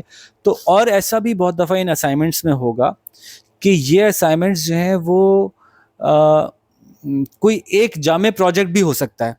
اس ایک پروجیکٹ میں انگلش بھی بن گئی, میتھس بھی بن گیا, سائنس بھی ہو گئی, یہ تینوں چیزیں خود بخود ایک ہی اسائنمنٹ میں کور ہو گئیں. اس طرح سے ذرا کمپریہنسو اسائنمنٹس کی بات کی انہوں نے ہمیشہ. تو اب اسائنمنٹ اگر اتنے خطرناک ہیں, مطلب پھر ایزی تو ڈیزائن تو نہیں ہوئے, اس کا مطلب ہے ٹیچر کا رول کافی بڑھ گیا. اب ٹیچر بڑا اسپیشلسٹ قسم کا آدمی ہے, مطلب بڑا یہ بہت ہی وائز اور بڑے اپنے ایریا کا ایکسپرٹ ٹائپ کا بندہ ہوگا جو یہ پلان کر سکے گا, اور اتنا عقل مند ہوگا اور اتنا لبریٹڈ ہوگا کہ وہ اپنے جیسے دوسروں کے ساتھ بھی انگیج کر رہا ہوگا اور مل کے کوئی پلان بنا رہے ہوں گے, اور ایون وہ پلان ایور چینجنگ بھی ہوں گے. یہ والی کلاس ایسی ہائی ہے, اس کلاس کو یہ اسائنمنٹ نہیں دیا جا سکے گا, تو پھر وہ اسائنمنٹس چینج بھی ہوا کریں گے سال کے ساتھ, کوئی ایک فکس سیٹ آف اسائنمنٹ بھی نہیں رہے گا. تو یہ بڑا ہیوی برڈن انہوں نے پلیس کیا ہے ٹیچرز کے اوپر اسائنمنٹ کے تھرو. ٹھیک ہے, تو assignment is not the general assignment جیسے کہ ہم دیتے ہیں, ان میں انہوں نے اسائنمنٹ کو بہت امپورٹنٹ ایک حیثیت دیا اور مختلف طریقے سے وضع کیا. تیسرا جو انہوں نے کہا, ڈیلٹن پلان کا تیسرا جو ایریا ہے وہ ہے لیبارٹری. یہ لیبارٹری وہ لیبارٹری نہیں ہے جو ہمارے اسکولوں میں ہوتی ہے. لیبارٹری کہہ رہے ہیں this is a place where the students have free time and open space where there are other students, their seniors and juniors available, and the teachers are also available, and anything that is required for them to work is available. یعنی ہم نے گارا مٹی پانی بیج لا کے سامنے رکھ دیا اور بچے سے کہا آپ دکھاؤ تم کیا کر سکتے ہو. ہاؤس بھی بنے ہوئے ہیں تو اپنے ہاؤس کے سینئر سے بھی بات کرے گا, اپنے ہاؤس کے جونیئرس کی بھی ہیلپ کرے گا, جہاں پھنسے گا. تو ایک کھلی جگہ ہے, وقت کی پابندی نہیں ہے, 2 گھنٹے کا پیریڈ ہے جس میں وہ فری ٹائم گزارتا ہے. آپ یاد رکھیں کہ یہ ایک بڑا اسکول ہے, ایلیٹ اسکول ہے, تو اس کا مطلب ہے ہو سکتا ہے یہاں بورڈنگ کے بچے ہی بیٹھتے ہوں, یہاں بچے جو ہیں وہ ٹائم لمبا اسپینڈ کرتے ہوں, اور وہ اس ٹائم کے اندر بیٹھ کے فریلی اپنے اسائنمنٹس کو ریسرچ کریں گے. پھنسیں گے تو ٹیچر سے ڈسکس کریں گے, اپنے سینئر سے ڈسکس کریں گے. They will come to some solutions about their assignments in this laboratory time. So this laboratory is not the science laboratory, it's children's laboratory where they'll sit and think and ponder and collaborate and cooperate with their housemates and their teachers. اور اس میں جو اگر آپ کے ذہن میں تھوڑا سا وہ ہیری پاٹر کا ہے نا ذہن میں, تو وہ یہ ہیری پاٹر جو ہے وہ ڈیلٹن اکیڈمی والا ہی گیم ہے. وہی ہاؤسز بنے ہوئے ہیں, ان کو اسائنمنٹس دیے جاتے ہیں, اسکور بھی کیا جاتا ہے. بچوں کے ہر ہاؤس کے الگ سونے کی جگہ ہے, وہ وہاں پہ اپنا فری ٹائم اسپینڈ کرتے ہیں, ایک دوسرے سے کولیبریٹ بھی کرتے ہیں, اور وہ سارے ایک ہاؤس کے بچے جو ہیں وہ جیتنے کی کوشش کر رہے ہیں, اسپورٹس میں الگ جیت رہے ہیں, اکیڈمک میں الگ کر رہے ہیں محنت. تو اس طرح کا انہوں نے ایک لیبارٹری کا کانسیپٹ دیا. تو یہ 3 پلرز ہیں ڈیلٹن پلان کے, اور بتاتی ہیں اس میں جو فلسفی ہے وہ فریڈم ہے اور کوآپریشن ہے. Cooperation not corporation.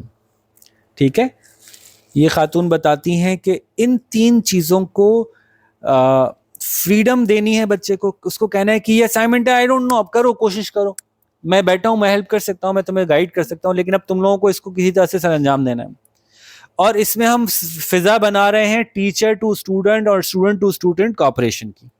تو یہ 2 فلسفیز کو مائنڈ میں رکھتے ہوئے, جیسا کہ یہاں پہ نظر آ رہا ہے کہ انہوں نے جو ہے وہ ڈیلٹن پلان ڈیولپ کیا. تو ڈیلٹن پلان کی ڈائیگرام آپ کی کتابوں میں بنی ہوئی ہیں, یہاں میں نے ویڈیو میں بھی دکھا دیا کہ 3 سرکل بنیں گے جس میں 3 چیزیں لکھی جائیں گی, ہاؤس, اسائنمنٹ اینڈ لیبارٹری, اور ان 3 سرکلز کو جوائن کیا جائے گا ایک بڑے سرکل سے, اور اس کے بیچ میں 2 سرکل بنیں گے جن کو کہا جائے گا فریڈم اور کوآپریشن.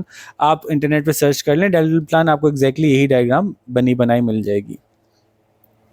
تو اب دیکھیں یہ پورا ایک اسپیسیفک آبجیکٹ, ایک گیم تھا. اب بتائیے اس میں کوئی ایسی چیز, جی اسکرین کی تو ویڈیو بن رہی ہے جو کہ تھوڑی دیر میں شیئر ہو جائے گی. ابھی آپ کے ساتھ جو شیئر ہو رہی ہے وہ اسکرین شیئر نہیں ہو رہی. اچھا, اب آپ سے میں پوچھتا ہوں کہ ڈیلٹن اکیڈمی میں پڑھائی کیسی ہوتی ہوگی, کریکولم کیا ہوگا. کریکولم جو ہے وہ ڈیلٹن اکیڈمی میں ایور ایوالونگ ہوگا, کرٹیکل تھنکنگ کو وہ پروموٹ کرتا ہوگا, اسائنمنٹس بیسڈ ہوگا. وہاں پہ جو ہے وہ ٹیچرز جو ہیں وہ بچوں کی استعداد دیکھتے ہوئے کریکولم کو ایوالو کر رہے ہوتے ہوں گے, اور وہ فوکسڈ ہوگا into developmental areas of the children, کہ اس بچے کو اردو تو انگلش تو آتی ہے نا, انگریز پیدا ہوا ہے, انگلش تو آتی ہے, اس بچے کا لاجیکل مائنڈ سیٹ ڈیولپ کرنا ہے. چلو جی, ہم یہاں سے یہ بندہ گھسے, یہاں سے انگلش والا آیا, اس نے بھی لاجیکل مائنڈ سیٹ کے اوپر انگلش پڑھا رہا ہے, اسی کے تھرو لاجک ڈیولپ کر رہا ہے. دوسرا میتھس والا بھی میتھس کے تھرو لاجک ڈیولپ کر رہا ہے. تو ان کے کچھ بڑے آبجیکٹیوز ہوتے ہیں, جس میں سے ایک ہوتی ہے کہ لاجیکل ڈیولپمنٹ, ایک ہوتا ہے پرابلم سالونگ ڈیولپمنٹ, ایک ہوتا ہے کرٹیکل تھنکنگ ڈیولپمنٹ, ایک ہوتا ہے لینگویج کی سینٹیکس ڈیولپمنٹ, کہ وہ کس طرح سے کمیونیکیشن کو اچھا اور آسان بنا سکتی ہے. تو یہ کچھ بڑے گولز ہوتے ہیں جن کو کہ سبجیکٹ والے اپنے اپنے اینڈ پہ اسائنمنٹس کے تھرو کور کرتے ہیں, اور اسی کا کریکولم بنایا جاتا ہے. ہوم ورک جو ہے وہ ڈیلٹن اکیڈمی میں امپورٹنٹ پارٹ ہے. جیسے میں نے کہا اسائنمنٹس جب ہو گئے تو ہوم ورک امپورٹنٹ پارٹ ہو گیا.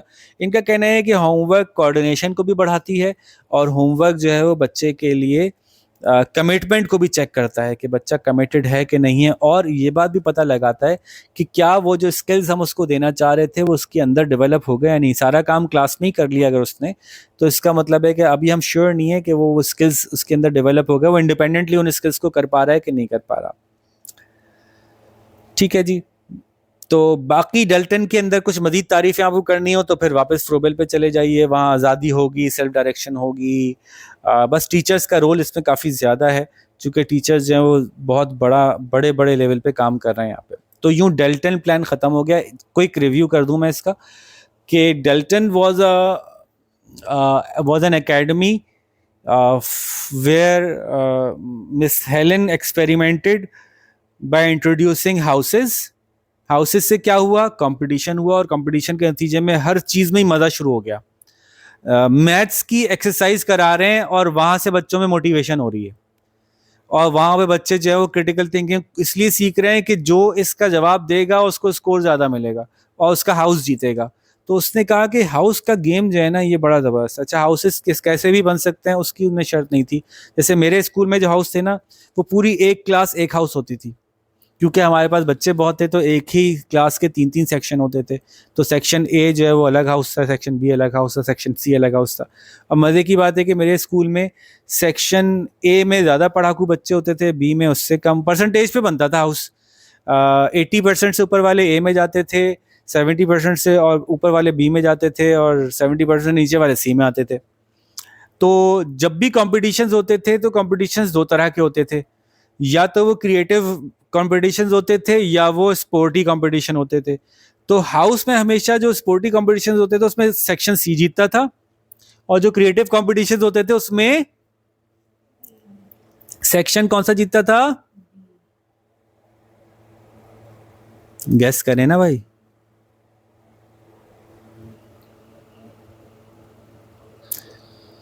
جی بی سیکشن جیتتا تھا. اے سیکشن بیچارہ ہاؤس کمپٹیشن میں نہیں جیتتا تھا کیونکہ وہ پڑھاکو بچے ہوتے تھے, وہ پڑھتے رہتے تھے. تو کریٹو کمپٹیشنز اکثر ہم بی والے جیتتے تھے. ہم, میں اس لیے کہا کہ میں بھی بی میں ہوتا تھا. اور جو اسپورٹی سیکشنز, جو اسپورٹی گیمز تھے وہ سی والے تھے. تو میں بتا رہا تھا کہ پوری ایک کلاس ایک ہاؤس تھی, ایک ہاؤس کو ریپرزینٹ کرتی تھی. کہیں کہیں ایسا بھی ہوتا ہے کہ ایک ہی کلاس میں دو ہاؤسز ایگزسٹ کر رہے ہوتے ہیں. تو بہرحال یہ کسی بھی طرح سے پاسبل ہے. تو انہوں نے ہاؤس کا کانسیپٹ دیا. اسائنمنٹس کو انہوں نے بڑا کمپلیکیٹ کر کے بڑا کمپریہنسو چیز بنائی کہ بچے کی ڈیولپمنٹ کے اوپر فوکس کرتے ہوئے اسائنمنٹس کمپوز کیے جائیں گے, جو کہ ٹیچرز کمبائنڈ ایفرٹ سے بنائیں گے اور ایک دوسرے کے ساتھ کولیبریٹ کرتے بنائیں گے. میں یہ کام یہاں پہ ایسے دے رہا ہوں, اب تم اس کو یہاں پہ ایسے ایڈ آن کر دو. یار میں نے ایک انگلش کا ایسے دیا ہوا ہے, اس ایسے کو نا نیچرل سائنسز سے لنک کر دو. اور آخری بات یہ, جو ان کا لیبارٹری ہے وہ بڑی امپورٹنٹ ہے کہ وہاں بچے کو فری ٹائم دیا جائے کہ وہاں پہ بیٹھ کے اپنے آپ کو تیار کر سکے. اور فلاسفیز ان کی دو ہیں, فریڈم اور کوآپریشن. ان دونوں کی بنیاد پہ ٹیچر ٹیچنگ کرے گا. ایک بات ڈیلٹن نے اور کہی تھی, وہ یہ کہی تھی کہ جو فیلڈ ٹرپ ہے, فیلڈ ٹرپ وہ necessary part of each lesson, at least a few lessons ہونا چاہیے. کیا مطلب ہوا اس کا؟ میتھس پڑھا رہے ہیں نا, تو میتھس کے ٹیچر کو انسٹرکشن تھی, آپ یہ بتاؤ آپ ٹرپ پہ کہاں لے کے جاؤ گے ان کو. کیا مطلب بھائی میتھس پڑھا رہا ہوں, میتھس پڑھا رہے ہو, اب ہمیں نہیں پتا. یہ سوچو کہ اس کانسیپٹ کو سمجھانے کے لیے لے جانا کہاں ہے تمہیں, ان کو رسپانسبلٹی ٹیچر کی تھی. انگلش پڑھا رہے ہو نا, انگلش پڑھانے کے لیے یہ چیپٹر پڑھا رہے ہو, کہاں لے کے جا رہے ہو. یاد رکھیے گا کیونکہ اسکول ایلیٹ تھا تو وہ پاسبل تھا کہ وہ یہ ارینج کر سکتے تھے. تو انہوں نے سوسائٹی کے بڑے بہت سارے میوزیم سے, اس سے لائبریری سے, جگہ جگہ سے کوآرڈینیٹ کر لیا تھا. تو ان کو اجازت تھی, آزادی تھی کہ وہ لے جاتے تھے اپنے بچوں کو. یہ بہت زبردست کانسیپٹ ہے کہ ہر وہ تھیوری جو آپ پڑھا رہے ہیں اس کو ریئل ورلڈ میں کسی ٹرپ سے ریلیٹ کریں کہ دیکھو یہاں پہ دکھتا ہے وہ جو ہم کہتے ہیں. تو یہ بھی ڈیلٹن پلان میں ایک امپورٹنٹ اینگل تھا, آلدو اس کی کسی تھیوری کا حصہ نہیں ہے لیکن یہ ہوا کرتا تھا وہاں پہ. تو یہ تیسری بات ہوئی. امید ہے کہ یہ بات بھی آپ, اتنی تفصیل سے ہم نے اتنی بڑی کہانی کریٹ کی ہے کہ یہ کہانی آپ کو یاد آئے گی. کہانی ہے اتنی یونیک کہ اس کو رٹنے کی ضرورت نہیں ہے, پورا کہانی ویسے ہی یاد ہو جائے گی. تو اگر میں آپ سے کہوں کہ ڈیلٹن کے لیے 3 موسٹ امپورٹنٹ ایریاز کیا تھے, تو آپ کہیں گے ہاؤس, اسائنمنٹس اور لیبارٹری. اور وہ کن پرنسپلس پہ انگیج کرتے تھے؟ وہ فریڈم اور کوآپریشن پہ انگیج کرتے تھے. بس یہ 2 باتیں رکھیں اور وہ پورا ہاگورٹس اسکول جو ہے نا اس کو گھما دیں آپ, تو ڈیلٹن پلان کمپلیٹ ہو جائے گا آپ کا.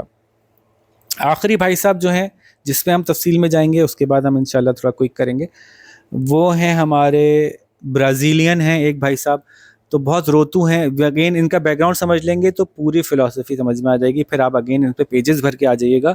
ان کا بیک گراؤنڈ یہ ہے کہ برازیل میں بے تحاشا کرپشن تھی. ایجوکیشن سمجھ لیں جیسے کہ ہمارے ہاں فیوڈل سسٹم ہوتا رہا نا, ایجوکیشن کو ایک ذریعہ بنایا گیا لوگوں کو غلام بنانے کا. ہمیں لو پرائسڈ سر جھکائے ہوئے ورکر چاہیے. ایجوکیشن اس لیے ہو رہی ہے, سخت ٹیچر ہو, ٹیچر سے ڈرنا سیکھو, جو بتایا جائے ایز اٹ از یاد کرو, ایگزیکٹلی وہی لکھ کے آؤ گے, نمبر پورے ملیں گے. یاد کچھ محسوس ہو رہا ہے کہ ہاں اپنا یہ سے محسوس ہو رہی ہے نا ان باتوں سے؟ یہ ہمارے یہاں بھی ایسے ہی ابھی تک ہوتا رہا یا ہو بھی رہا ہوگا یقیناً بہت سی جگہوں پہ. تو بچوں کو کی کاسٹ پہ ان کو, برازیل ہے نا, برازیل ذرا تھوڑا سا اگر آپ کو پولیٹیکل بیک گراؤنڈ نہیں ہے تو پھر کچھ آپ اس سے شاید کنیکٹ نہیں کر پا رہے ہو, لیکن بیکورڈ برازیل ان 1921, جیسے ہمارے یہاں بھی انگریزوں کی حکومت رہی اور ہم ایک بڑے کیفیت سے گزرے, تو وہاں بھی فورن رولرز موجود رہے, ان کو ان کیفیات سے گزرنا پڑا جو ایک غلام قوم جس سے گزرتی ہے.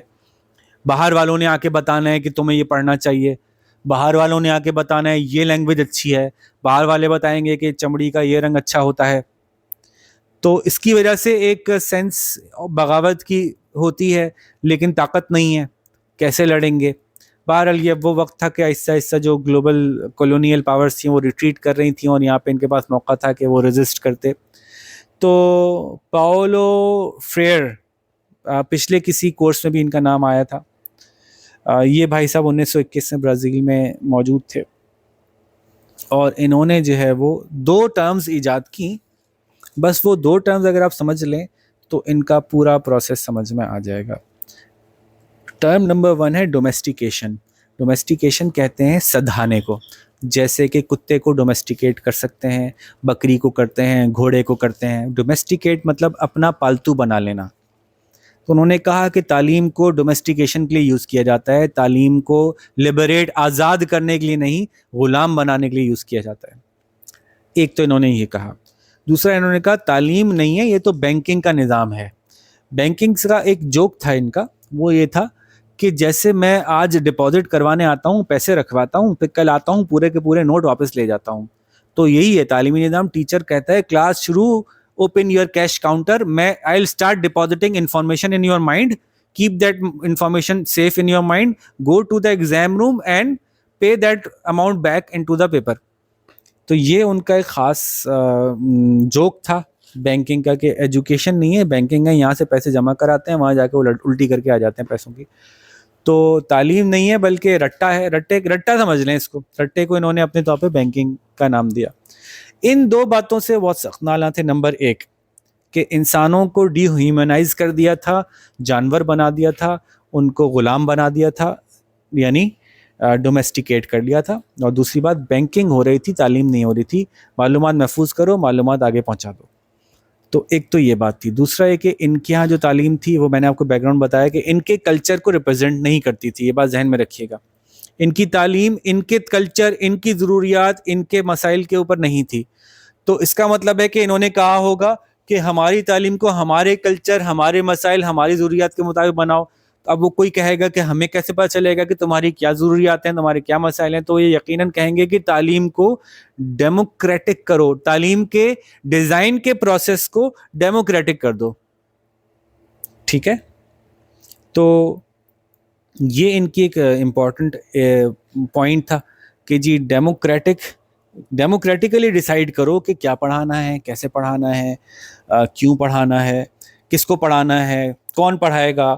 یہ سب چیزیں ہی جو لوگوں کے لیے بہتر ہو, ہمارے کلچر کے لیے امپورٹنٹ ہو, اس میں لاؤ. مس اینی نے نکال لیا, پڑھائی پہ دھیان نہیں دے رہی تھیں, ڈھونڈنے پہ دھیان دے رہی تھیں کہ 8611 کے کورس میں کریٹیکل تھنکنگ میں جی ان کا نام آیا تھا. اوکے ٹھیک ہے. تو اب ہم بات کرتے ہیں کہ اگر اس طرح کا ماحول تھا, اس طرح کی دنیا تھی, تو اس نے ایکچولی کوئی فلسافیکل تھیوری نہیں پریزنٹ کی, بس آزادی کے لیے جو کچھ کوئی کر سکتا ہوگا اس طرح کی باتیں کی ہوں گی. اس کا مطلب ہے کہ انہوں نے کہا ہوگا کہ ٹیچر کا رول کیسا ہوتا ہے, سخت اتھارٹیرین ہو رہا ہے, تو یہ کیا کہتے ہوں گے ٹیچر کا رول کیسا ہونا چاہیے, ڈیموکریٹک ہونا چاہیے. کریکولم کے بارے میں کیا کہتے ہوں گے, curriculum according to our social needs ہونا چاہیے. کریکولم جو ہے وہ ڈیموکریٹک ہونا چاہیے. کریکولم ایسا ہونا چاہیے جو لوگوں کے دماغ بند نہ کرتا ہو, کھولتا ہو, یعنی کریٹیکل تھنکنگ ڈیولپ کرتا ہو. بچوں کو سوال کرنے کی اجازت ہونی چاہیے. بچوں کو چیزیں ایسے مت پڑھاؤ جو جارگنز ہوں, ڈیفیکلٹ فارن لینگویج کے ورڈز ہوں, بلکہ ان کی اپنی زبان میں ان کو سکھاؤ, اور آسان کر کے سکھایا جانا چاہیے, آسان باتیں ہونی چاہیے. سملرلی انہوں نے یہ بھی کہا کہ ڈائیولوجیکل بہت آیا ہے ان کے, تو ڈائیولوجیکل کا لفظ کر لیجیے گا یوز, ورنہ ایک ناراض ہو جائیں گے یہ لوگ. یعنی ڈائیلاگ رکھو, ہر چیز کو ڈائیلاگ کے تھرو انگیج کرو, چاہے کریکولم بنانے کا کام ہو, چاہے کلاس روم ٹیچنگ کا کام ہو. دیکھیں ڈائیولوجیکل کلاس روم ٹیچنگ ایسے ہوتی ہے جس میں ٹیچر یہ نہیں بتاتا کہ this is the final right thing. Teacher کہتا ہے this is one possibility, what do you say. Teacher یہ نہیں کہتا کہ اس پرابلم کا یہی سولوشن ہے, ٹیچر کہتا ہے this could be one solution, what do you say. اور اس پہ انگیجمنٹ ہوتا ہے, اگریمنٹ ہوتا ہے, ڈس ایگریمنٹ ہوتا ہے, and there is no one right answer, there could be many right answers. تو یہ ڈائیولوجیکل وے ہے کمیونیکیشن کا جس میں کہ ہم چیزوں کو بہتری کی طرف لے جاتے ہیں، خاص طور پہ ایک ایسی انوائرمنٹ میں جہاں سب کچھ اپریسڈ ہو، چیزیں بڑی ایک دوسرے سے لڑتی ہوئی ہوں. ٹھیک ہے، اسی طرح سے انہوں نے جو ٹیکنیکل ٹرمز ہیں وہ پہلے میں آپ کو گزار دوں تاکہ پھر ہم اس کو ریویو کر رہے ہوں تو ان کے کانسیپٹ کو پھر لے کے آئیں. انہوں نے کہا پریکسیز ایک امپورٹنٹ ایریا ہے، یعنی خالی ڈائلاگ سے مسئلہ حل نہیں ہوگا، کیونکہ ڈائلاگ تو دو بیوقوف لوگ بھی آپس میں کر لیں گے لیکن مسئلے کا حل وہ نہیں ڈھونڈ پائیں گے. تو ڈائلاگ کے ساتھ ساتھ کرٹیکل تھنکنگ اور ریفلیکشن اینڈ ایویلیویشن، یعنی وہ پروسیس عقل مندی کے ساتھ کیا جائے. آسان لفظوں میں کہیں کہ ڈائلاگ تو ہو لیکن اس کا عقل مندی سے نتیجہ خیز بنایا جائے اس کو، تو ہی یہ پریکسس کہلائے گا. اس کے علاوہ انہوں نے کہا کہ جب آپ کوئی پرابلم رکھیں اس کو ایموشنلی مت رکھیں کہ او ہو بڑے یوں ہو گیا، ہمارے ملک میں سب سے بڑا مسئلہ کیا، کرپشن کرپشن. نہیں، ایسے نہیں بات کریں. چیزوں کو ایموشنلی ڈرائیو مت کریں، چیزوں کو لاجیکل ڈرائیو کریں. اس کو جو کہا انہوں نے، جو نام دیا، انہوں نے کہا جنریٹو وے میں بات کی جائے اور کوڈیفائی کیا جائے. اب اس کی ایک جھلک آپ کو میں بتاؤں گا، نظر آئے گی اگر آپ میں سے کسی نے او لیولز کا جیوگرافی کا پیپر دیکھا ہے، ہسٹری کا پیپر دیکھا ہے، اور بھی پیپرز ہوتے ہیں. کوڈیفائی کرنے کا مطلب یہ ہوتا ہے کہ آپ بچے کے سامنے ایک جملہ لکھ دیں یا ایک تصویر دکھا دیں اور پوچھیں آپ کے خیال سے اس تصویر میں کیا ہو رہا ہے، آپ کو اس تصویر میں کیا مسئلہ دکھ رہا ہے، آپ کے خیال سے اس مسئلے کا حل کیا ہو سکتا ہے. تو یوں آپ نے اس سے جو ایموشنل اٹیچمنٹ اس پرابلم کی تھی جو کہ اس سے بھی تھوڑی دیر بعد آپ کو ڈسکس کرنا ہے، آپ نے بغیر ایموشنل اٹیچمنٹ کے اس مسئلے کو اس سے ڈسکس کر لیا. تو یہ جو ذہن میں رکھے نا کہ ایک ایسی سوسائٹی ہے جہاں کچھ لوگ غلام ہیں، کچھ لوگ موجودہ حکومت کو بڑا پریز کرتے ہوں گے، جیسے ہم کہتے تھے انگریز بڑے اچھے ہیں، کچھ لوگ کہتے ہیں انگریز بہت برے ہیں، کچھ لوگ کہتے ہیں انگریزوں کو ساتھ رہنا ہے. تو ایک دوسرے سے بڑی ٹینشنز ہوں گی، ایک دوسرے سے بڑے سخت کرٹیکل قسم کے اختلافات ہوں گے کہ بات اگر ایموشنالٹی پہ نکل گئی تو کلاس میں پڑھنا شروع ہو جائے گا. تو اس طرح کی سچویشن کے اندر وہ یہ کہتے ہیں یہ codification is a better way, کہ جس میں ایموشنالٹی کو تھوڑا ہٹا کے آپ صرف بات اس پہ کر لیں کہ آپ کے خیال سے یہ پرابلم کیا ہے اور آپ کے خیال سے اس پرابلم کا کیا سولوشن کیا جا سکتا ہے. ٹھیک ہے جی، تو یہ سمجھ لیں کہ ہم نے پورا پڑھ لیا ان کو، کیا نام تھا ان کا، پاولو فریئر کو. اب میں اس کو تھوڑا ریویو کروں گا اور ریویو کرتے ہوئے تھوڑا سا اس کو سنتھیسائز کریں گے پیپر میں لکھنے کے اعتبار سے. تو پہلے تو پاولو کے بارے میں آپ کو یاد رکھنا ہے، فریئر کے بارے میں یاد رکھنا ہے کہ فریئر ایک اپریسو برازیلین سوسائٹی میں ایگزسٹ کر رہا تھا جہاں ایجوکیشن کو ڈومیسٹیکیشن کے لیے یوز کیا جاتا تھا، لوگوں کو غلام بنانے کے لیے، لوگوں کو یہ بتانے کے لیے کہ تم جاہل ہو، تم گھٹیا ہو، تم خراب ہو، تمہیں صرف منیل جاب کرنی ہے. وہاں ایجوکیشن نہیں ہو رہی تھی، بینکنگ ہو رہی تھی، رٹافیکیشن ہو رہی تھی. جہاں پہ کہ کلچر کے اکارڈنگلی ڈیولپمنٹ نہیں ہو رہی تھی، ایجوکیشن نہیں دی جا رہی تھی. جہاں اس وقت کے وہاں کے لوگوں کو جو ضرورت تھی وہ ایجوکیشن نہیں دی جا رہی تھی. جہاں ان کے حساب سے جو لینگویج ہونی چاہیے تھی اس لینگویج میں نہیں دی جا رہی تھی. تو اس نے ان سب کے خلاف آواز اٹھائی. ان آوازوں کو آپ اپنے الفاظ میں لکھ سکتے ہیں. تو اس نے کہا ہوگا کہ ڈومیسٹیکیشن نہیں کرو، یعنی کیا کرو، کریٹیکل تھنکنگ ڈیولپ کرو. اگر کسی کو غلام نہیں بنانا تو آزاد کرنے کا راستہ کیا ہے، اس کے اندر سوال ڈالو، اس کو سوال کرنے کی اجازت دو اور اس کے سوالوں کے جواب دینا شروع کرو. تو ڈومیسٹیکیشن کا الٹ ہو گیا کریٹیکل تھنکنگ. بینکنگ مت کرو، انڈرسٹینڈنگ پیدا کرو، انڈرسٹینڈنگ پہ بیس کر کے کرو. کلچرل ایلینیٹڈ ہیں وہ لوگ تو پھر ڈیموکریٹک ویلیوز لاؤ کریکولم ڈیولپمنٹ میں اور اس کے تھرو کریکولم. تو یہ کوئی ایجوکیشنل فلسفی نہیں ہے ایکچولی، یہ صرف ایک اسٹرگل ہے اس شخص کی جس نے برازیل میں کی. تو اس اسٹرگل کو یہاں پہ چونکہ ظاہر کتاب کے پیج بھی بھرنے تھے تو یہاں پہ انہوں نے مینشن کیا. اس میں ایک چیز میں بس صرف ایک نوٹ کرا دوں. جی جی، یہ جو پوزیشننگ جو ہے نا، سوکریٹک پوزیشننگ، یہ بیسیکلی نا یہ ہے ایکچولی ان کا میتھڈ انہوں نے جو اپنایا نا، لاجک پیرن، یہ بیسیکلی جو ہے یہ موسٹ لائکلی یا تو انہوں نے وہاں سے اڈاپٹ کیا تھا ورنہ نیچرلی اس کے اوپر آ گئے ہوں گے. جی جی جی، سقراط کا جو وہ تھا نا پرائمری ٹول تھا جی تھا کوسچننگ. وہ کوسچن کرتا تھا، وہ کسی کو نیگیٹ نہیں کرتا تھا ریئلی، بالکل وہ کوسچن کرتے کرتے وہاں پہ پہنچا دیتا تھا. بالکل بالکل بالکل ٹرانسفر فنلنگ آپ نے سکھائی تھی ہمیں جی اگر میں غلط نہیں ہوں. بالکل ایسا ہی ہے کہ جیسے ہم کہہ رہے ہیں کہ ایجوکیشن کے انہوں نے کوئی باقاعدہ سسٹم نہیں کریٹ کیا. جیسے ڈیلٹن پلان نے ایک سسٹم کریٹ کیا یا مونٹیسری نے ایک سسٹم کریٹ کیا, انہوں نے ایجوکیشن کی لبریشن کی اسٹرگل کی. اس لبریشن کی اسٹرگل میں ظاہر ہے اگر آپ کو وہ ڈکٹیٹ کر رہے ہیں, آپ کے اندر وہ کوئی خاص مواد بھر رہے ہیں, تو وہ کہیں گے کہ نہیں بھائی اس کو لاجیکل بنیادوں پہ رکھو, اس کو ڈیموکریٹائز کرو, اس کو جو ہے وہ ڈائیلاجیکل وے میں ریزالو کرو, اس کو جو ہے وہ سوشل نیڈس کے اکارڈنگلی رکھو, اس میں کریٹیکل تھنکنگ ہونی چاہیے, language in of the students use ہونی چاہیے. اور اس کا مقصد یہ ہوتا تھا کہ سوسائٹی لبریٹ ہو, کرپشن سے باہر ہو, بچے ایجوکیٹڈ ہوں, بچے اپنی زندگی کے مسائل سمجھتے ہوں اور ان مسائل پہ بات کرنا چاہتے ہوں, بات کر سکتے ہوں. یہ باتیں جو تھیں وہ ان صاحب نے کی تھیں, اور یہاں پہ اس کو نام بھی دینے کی کوشش کی ہے ہم نے کورس میں, کیونکہ ظاہر کورس بنانا ہے نا, تو چیپٹر تو پورا کرنا ہے. اس کو انہوں نے کہا کریٹیکل پیڈاگوجی انہوں نے ایجاد کی. اچھا ایکچولی انہوں نے ایجاد نہیں کی, کریٹیکل پیڈاگوجی انہوں نے ایجاد نہیں کی, لیکن ہاں یہ جو کر رہے تھے وہ کریٹیکل پیڈاگوجی تھی, یہ صحیح بات ہوگی. تو جس میں کہ انہوں نے ساری چیزیں میں نے کہا یوز ہوئیں کہ جی ڈائلاگ ہونا چاہیے ہے, ریفلیکشن ہونی چاہیے, پریکسس اس کو انہوں نے کہا, جنریٹو تھیم ہونے چاہیے. جنریٹو تھیم کا مطلب ہے کہ ہم کیا پڑھنے جا رہے ہیں یہ ہم مل کے ڈیسائیڈ کریں گے, جنریٹ کریں گے سوسائٹی سے کہ کیا پڑھایا جائے, کیسے پڑھایا جائے. کوڈیفیکیشن ہونی چاہیے, جس کا میں نے بتایا آپ کو کہ مثال کے طور پہ کوئی تصویر کے اوپر بیس کرتے ہوئے ایموشنالٹی کو اس سے ڈیٹیچ کر لیں. اور democratic way of every thing ہونا چاہیے, ہر چیز ڈیموکریٹک ہونی چاہیے. اور آپ سمجھیں نا کہ جب کسی کے اوپر حکومت کوئی کر رہا ہوتا ہے, تو جیسے وہ انگریز ہمارے پہ حکومت کر رہے تھے تو ہم کتنا لڑ رہے تھے کہ الیکشن کراؤ, الیکشن یوں, الیکشن ایسے, الیکشن, کیونکہ ڈیموکریسی ہم ہر غلام کو اچھا لگتا ہے نا کہ ڈیموکریسی آ جائے گی طرح سے, تو اس لیے زیادہ ہی ایمفیسس ڈیموکریسی پہ ہوتا ہے, چاہے اس کے رزلٹ نکل رہے ہو یا نہیں نکل رہے ہو. ابھی تو مجھے یہی اچھا لگ رہا ہے کہ ڈیموکریسی اچھی ہے.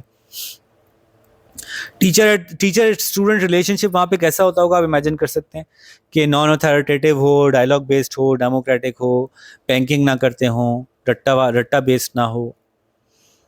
تو یہ باتیں تھیں جو چیپٹرز 9 میں ڈسکس کی گئیں. اس پہ تھوڑا زیادہ ٹائم لگ گیا, آپ دیکھیے گا میں بہت ہی کوئکلی 5-7 منٹ میں آپ کو چیپٹر 8 کروا دوں گا, کیونکہ ہم اس زون میں, اس موڈ میں داخل ہو گئے ہیں جس میں کہ ہم ایجوکیشن کی فلسفی کو ڈسکس کر رہے ہیں.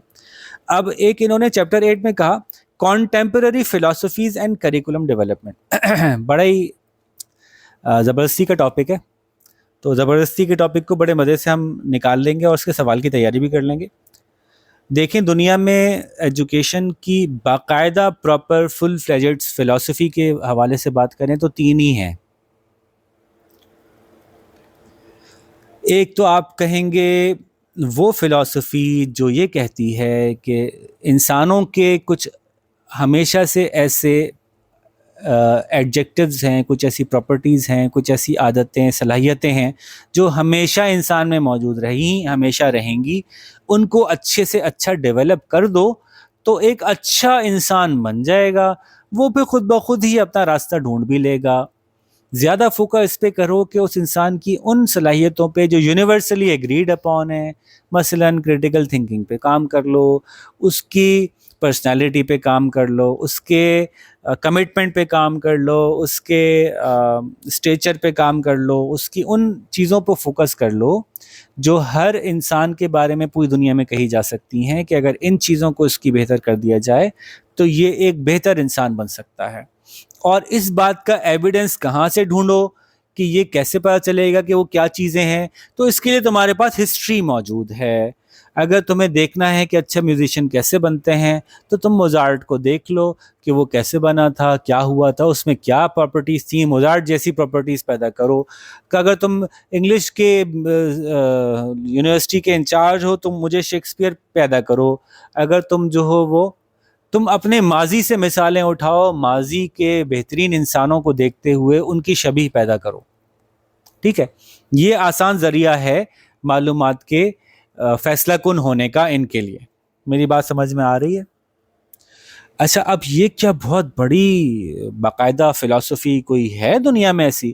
تو مسئلہ یہ ہے جناب کہ اس صدی سے پہلے صرف یہی ایک فلسفی تھی ایجوکیشن کی. اس صدی سے پہلے ایجوکیشن کی فلسفی ہی یہی تھی، چاہے وہ ریلیجیس ایجوکیشن ہو، چاہے وہ ورلڈلی ایجوکیشن ہو. فلسفی میں ایک شخص ہوتا تھا جو اسٹیبلش ہو جایا کرتا تھا، اور پھر ہم کہتے تھے کہ معیار تو وہ شخص ہے، اور پھر ہم اس معیار کے اوپر اپنی بچوں کو پروڈیوس کر رہے ہوتے تھے. اگر آپ اس کو ریلیٹ کرنا چاہیں تو ہماری اسلامک جو ڈیولپمنٹ ہوتی ہے اس میں بھی ہمیں معیار بتایا جاتا ہے نا، کہ کسی انسان کو اچھا پیدا کرنا ہے تو اس کے اندر وہ انسانی اقدار ڈال دو جو اقدار حضرت محمد صلی اللہ علیہ وسلم میں موجود تھی، تو ایک اچھا انسان پیدا کر لو گے. تو اس کی جو بنیاد نکل کے آتی ہے یہ وہیں سے نکل کے آتی ہے کیونکہ ایجوکیشن بہت لمبے عرصے تک ریلیجن نے ہی لیڈ کی ہے. ایجوکیشن کا مطلب ریلیجیس ایجوکیشن کا تھا اور باقی سب کچھ آکوپیشن تھا. تو اس لیے، اور یہ ہمارے یہاں بھی اور دوسری دنیا اور بھی علاقوں میں ایسا ہی کچھ تھا قریب. تو چونکہ ریلیجن جب لیڈ کرتا ہے نا ایجوکیشن کو، تو ریلیجن جو ہوتا ہے وہ ہوتا ہے قدامت پسند، not in the bad sense, لیکن ریلیجن کہتا ہے کہ زیادہ صحیح ریلیجن پہ وہ تھا جو زیادہ پیچھے تھے، تو ان کو آئیڈیلائز کرو، ان کے جیسے بن جاؤ، تو تم خود بخود اپنے اندر وہ صلاحیتیں پیدا کر لو گے جو کامیاب انسانوں میں ہونی چاہیے. اب مسئلہ کیا ہے کہ کامیابی کے لیے انہوں نے جو معیار مقرر کیا ہے وہ تاریخ کو کیا ہے، مطلب ماضی کو کیا ہے، اور اب ہو گیا ریلیجن کا زور کمزور. ہم آ گئے 19ویں صدی میں. 19ویں صدی کے آخر تک چونکہ ریلیجن کا ہر جگہ سے ہی کنٹرول جو ہے وہ لوز ہو چکا تھا، یہاں تک کہ اسلامک ورلڈ بھی لوز کر چکی تھی. تو اب گلوبلی میں اس شخصیت کے جیسا کیوں بنوں؟ آپ نے کہا کہ کسی شخص کو تعلیم دو تو ان شعبوں میں ویسا معیار پیدا کر دو جیسا اس شخص کا تھا فلانے صاحب کا. تو لوگوں نے سوال کیا میں اس شخص کے جیسا کیوں بنوں؟ میں تو اس کو کامیاب نہیں مانتا، اور میں تو اس بات کو بھی نہیں مانتا کہ وہ شخص تھا دنیا میں. چلو بھائی، مطلب بڑے مزے کے سوال موجود آ گئے.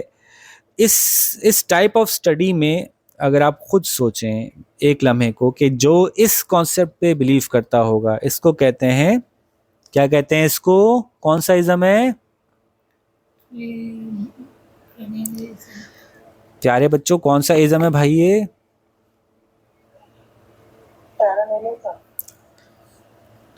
اچھا، مطلب پتا سب کو تھا، چونکہ پروننسیشن مشکل ہے اس لیے بول کوئی نہیں رہا تھا. اچھا.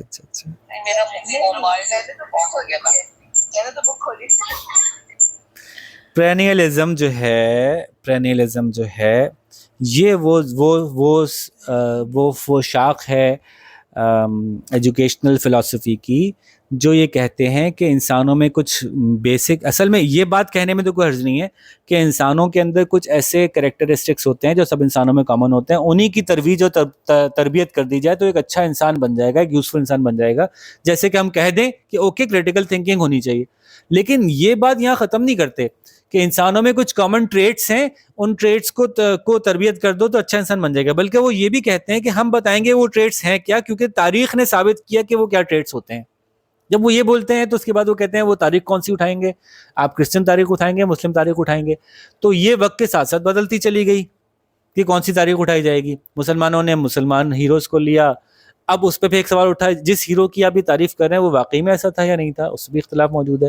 Not talking about the holy prophet, کیونکہ جب آپ نیچے آتے ہیں تو پھر آپ اور لوگوں کو بھی آئیڈیلائز کرتے ہیں. آپ کہتے ہیں میں فلانے جیسا تمہیں ہونا چاہیے، تمہیں اکبر بادشاہ جیسا ہونا چاہیے نہیں ہونا چاہیے، ویسا تھا کہ نہیں تھا پتہ نہیں. تو یوں پرینیلیزم. ہارون رشید صاحب کے آپ نے کبھی کالم پڑھے ہو یا ان کو سنا ہو آپ نے؟ جی. تو ہارون رشید صاحب جو ہیں وہ بیسیکلی اس میں جاتے ہیں نا، پاسٹ میں جاتے ہیں جی، اور وہ جو ہے وہ مختلف، میں نے رشین مطلب وہ بہت پڑھی، میں نے بہت پڑھا. تو وہ بیسیکلی پیریلیزم کی ایک مثال ہے. یہ جو پیرین جو روٹ ہے یہ بیسیکلی ہے، اس کا مطلب ہے سدا بہار پتا، ایور گرین پتا. جی، یہ بیسیکلی وہ اسی سے ہے کہ یہ بلیو کرتے ہیں کہ فلسفی of the past is evergreen. جی بالکل. اچھا، بہت سی چیزوں میں مجھے ان کی باتیں اچھی لگتی ہیں، کیونکہ جو بھی بندہ آئیڈیلسٹ ہوگا نا تو اس کو یہ اچھے لگیں گے. آئیڈیلسٹ لوگ جو ہوتے ہیں نا وہ ہوتے ہیں ایسے کہ وہ جو صحرا کی تپتی ریت میں ایک کالے گھوڑے پر ایک شہ سوار منہ پہ ڈھاٹا کپڑا لپیٹے تگڑک تگڑک تگڑک تگڑک تگڑک بھاگتا چلا جا رہا ہے، دوڑاتا چلا جا رہا ہے. اب ایک امیجن کر لیا آپ نے کریکٹر، اب آپ اس کے کردار کے اندر اپنے آپ کو ڈھالتے چلے جا رہے ہیں کہ میں وہ ہوں، بس وہ ماضی میں. اب سوال انہوں نے اٹھایا کہ وہ تھا کیا ایسا کوئی ہوتا تھا؟ یہ تو آپ نے کہانی سنی، کیا اس کہانی میں باقی حقیقت تھی کہ نہیں تھی؟ تو یہ سوال بھی اٹھا دیے گئے. اور بہت سی دنیا کے ایسے ہیروز ہیں جو ایکچولی ہیں ہی نہیں، ایگزسٹ ہی نہیں کرتے، جیسے سینٹا کلوز کا ہے. تو پھر اسی طرح سے بہت ساری چیزیں آہستہ آہستہ مذہب کے ڈاؤن فال کے بعد اس کا ڈاؤن فال رائٹ اوے شروع ہو گیا. تو اب اگر میں آپ سے کہوں کہ پیرینیلزم پہ آپ 4 پیج کا نوٹ لکھ دیں تو آپ لکھ سکتے ہیں جی یہاں سے شروع کریں گے کہ یہ کیا ہوتا ہے. اس کے بعد آپ جناب تمام لوگوں کو گھسیٹ دیں، آپ کہیں کہ تعلیم جو ہے اس کے اندر ایسی ہوتی ہے کہ آئیڈیلز بنائے جاتے ہیں. مذہب میں آئیڈیل بنایا جاتا ہے کہ ان کا ایک شیخ ہے، اب آپ کو اس شیخ کے جیسا بننا ہے. اس تعلیم کے اندر کیسی تعلیم ہو رہی ہوگی؟ وہاں پہ ٹیچر نہ صرف اتھارٹیٹیو ہوگا بلکہ رول ماڈل کے طور پہ اپنے آپ کو پریزنٹ کرے گا. وہاں پہ بچہ اپنے سر جھکائے گا، اپنے گھٹنے ٹیکے گا اور ایگزیکٹلی کاپی کرے گا وہ سب کچھ جو اس کو کہا جائے گا. وہاں پہ وہ ہر دفعہ تولا جائے گا ماضی کے ترازو میں اور دیکھا جائے گا کہ اس کے مذہبی انڈرسٹینڈنگ ان کے جیسی ہوئی کہ نہیں ہوئی، تبھی اس کو گریجویٹ ڈگری دی جائے گی. اسی طرح سے میوزک کی اگر تعلیم، اب دیکھیں آپ ہر شعبے کو اٹھا لیں اور پیرینیل تعلیم کو ریلیٹ کرتے چلے ہیں، آپ کے 4 پیج آرام سے بھر جائیں گے. میوزک کی تعلیم میں وہ کہیں گے کہ تمہارا کمال یہی ہوگا کہ تم موزارٹ کو ویسے بجا دو جیسے اس نے بجایا تھا، اور آپ کو ایک ایک کی کے اوپر رگڑا جائے گا کہ یہ کی تم نے اس طرح پاز جو لیا نا، یہ مائکرو سیکنڈ کا پاز تمہارا زیادہ تھا، واپس جاؤ، پھر کرو پھر کرو پھر کرو پھر کرو. اس کو ڈانس ایجوکیشن میں لے جائیں گے تو وہ جو ان کی بیلے ڈانس ہوتا ہے وہاں پہ ایک ایک بچی جو ہے 8-8 گھنٹے پریکٹس کرتی ہے اس سانگ کو، یہاں سے یہاں لے کے جاؤ، یہاں سے یہاں اٹھاؤ، ایک پنجے پہ کھڑے ہو جاؤ، ایک پنجے پہ کھڑے ہو جاؤ. تو یہ سب پیرینیل کانسیپٹ ہے یا سوچ ہے کہ وہ جو آئیڈیل ہمارا ماضی میں ایگزسٹ کرتا ہے اس کو ہمیں سمہاؤ ریکریٹ کرنا ہے تو ہم ایک بہتر انسان بن جائیں گے. آپ میوزک ایجوکیشن سے اٹھائیں، آپ لے کے آ جائیں اس کو میتھمیٹیکل ایجوکیشن میں، تو آپ کہیں گے بھائی صاحب وہ زبردست بندہ ہوتا ہے اس کو سارے فارمولے یاد ہوتے ہیں. میرے سر تھے کہ نہیں تھے پتہ نہیں، میرے سر تھے، ان کو نا 15,000 فارمولے زبانی یاد تھے. اب تم تب تک اچھے میتھمیٹیشین نہیں بنو گے جب تک تم 15,000. تو میں پھر یہ بتاؤں کہ اس کانسیپٹ میں اس وقت تک مسئلہ نہیں تھا جب تک یہ کانسیپٹ وہاں رکا ہوا تھا کہ انسانوں کے کچھ کامن سدا بہار ٹریٹس ہوتے ہیں جن کی ڈیولپمنٹ سے انسان بہتر انسان بن جاتا ہے، ہمیں اسی پہ فوکس کرنا چاہیے. جیسے کہ عقل مندی، جیسے نان ایموشنالٹی، جیسے کہ ڈیسیژن میکنگ پاور، جیسے پازیٹیو تھنکنگ، یہی کچھ ٹریٹس نکال لیں. جب آپ نے فیصلہ کیا کہ لیکن ان ٹریٹس کو کیسا ہونا صحیح ہونا مانا جائے گا یہ میں بتاؤں گا، اور اس کو میں تاریخ سے کہیں سے ریلیٹ کروں گا اور اس شخصیت سے ریلیٹ کروں گا جس سے آپ ایگری کرتے ہو یا نہیں کرتے ہو. یہاں آ گیا مسئلہ، قدامت پسندی یہاں پہ پھنس گئی آ کے کہ ضروری نہیں ہے کہ ہر شخص اس بات سے ایگری کرے، اور خاص طور پر جب ریلیجیس فگرز کو بنا دیا جائے گا تو پھر یہ دیکھا جائے گا اب میں کہوں کہ فلانے صاحب جو ہے نا، وہ ایک صاحب کو آپ کاپی کرو، بڑے زبردست آدمی تھے، وہ الٹے ہاتھ میں گھڑی پہنتے تھے، میں نے تو نہیں دیکھا.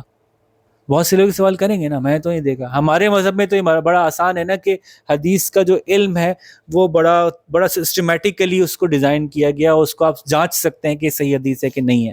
لیکن آج ہمارے یہاں بھی آپ سنتے ہیں نا کہ ہمارے پیارے نبی صلی اللہ علیہ وسلم سے ایسوسیٹ کر دیتے ہیں، صرف اپنی بات منوانے کے لیے ایک ایسی بات ایسوسیٹ کر دیتے ہیں جو نہیں ہوتی، ایک ضعیف حدیث میں پائی گئی ہے، اور انہوں نے کہا نہیں تمہیں ایسا کرنا پڑے گا کیونکہ وہ کرتے تھے، یہی تمہاری تکمیل انسانیت ہوگی. تو یہ طریقہ کار ہمیشہ بلینگ کرنے کا باعث بنتا رہا، ہم نے دیکھا. اس کو کلوز کر رہا ہوں میں انشاءاللہ. تو ایکچولی صرف 3 ہے، ایک پیرینیل ہے، تو پھر آپ اس کو نا آپ ریلیجیس ایجوکیشن بھی اس میں ایکسپلین کریں گے، میوزیکل ایجوکیشن بھی کریں گے، میتھمیٹکس بھی ایکسپلین کریں گے، how mathematics was taught in that era, کیسے پڑھائی جاتی ہوگی. آپ یہ کہیں تو پھر آپ کو سارے پرانے فارمولے نکالے جاتے ہوں گے، آپ ان کو کاپی کرتے ہوں گے، ان کی ایکویشنز بار بار سالو کرتے ہوں گے.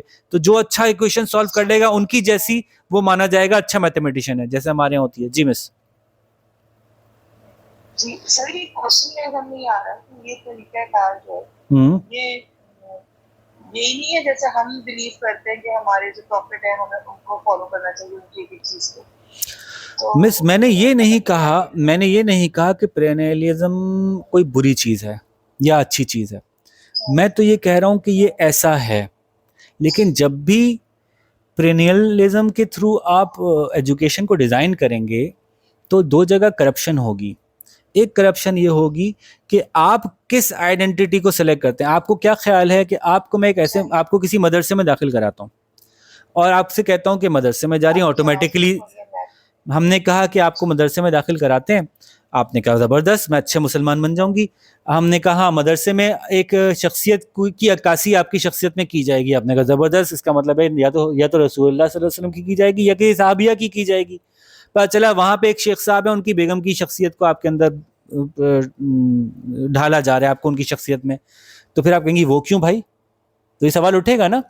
تو ہمیشہ پیرینیل میں کیا ہوتا ہے کہ آواز لگائی جاتی ہے ماضی بعید کی, لیکن ایکچولی کاپی کریٹ کی جا رہی ہوتی ہے اپنے استاد کی, اور یہاں پہ کانفلکٹ ہوتا ہے کہ نہیں آپ کا استاد کیسے مان لوں میں اس کو کیوں نہ فالو کروں جو میرا سب سے بڑا استاد ہو, یعنی ہم نبی کو کیوں نہ فالو کریں.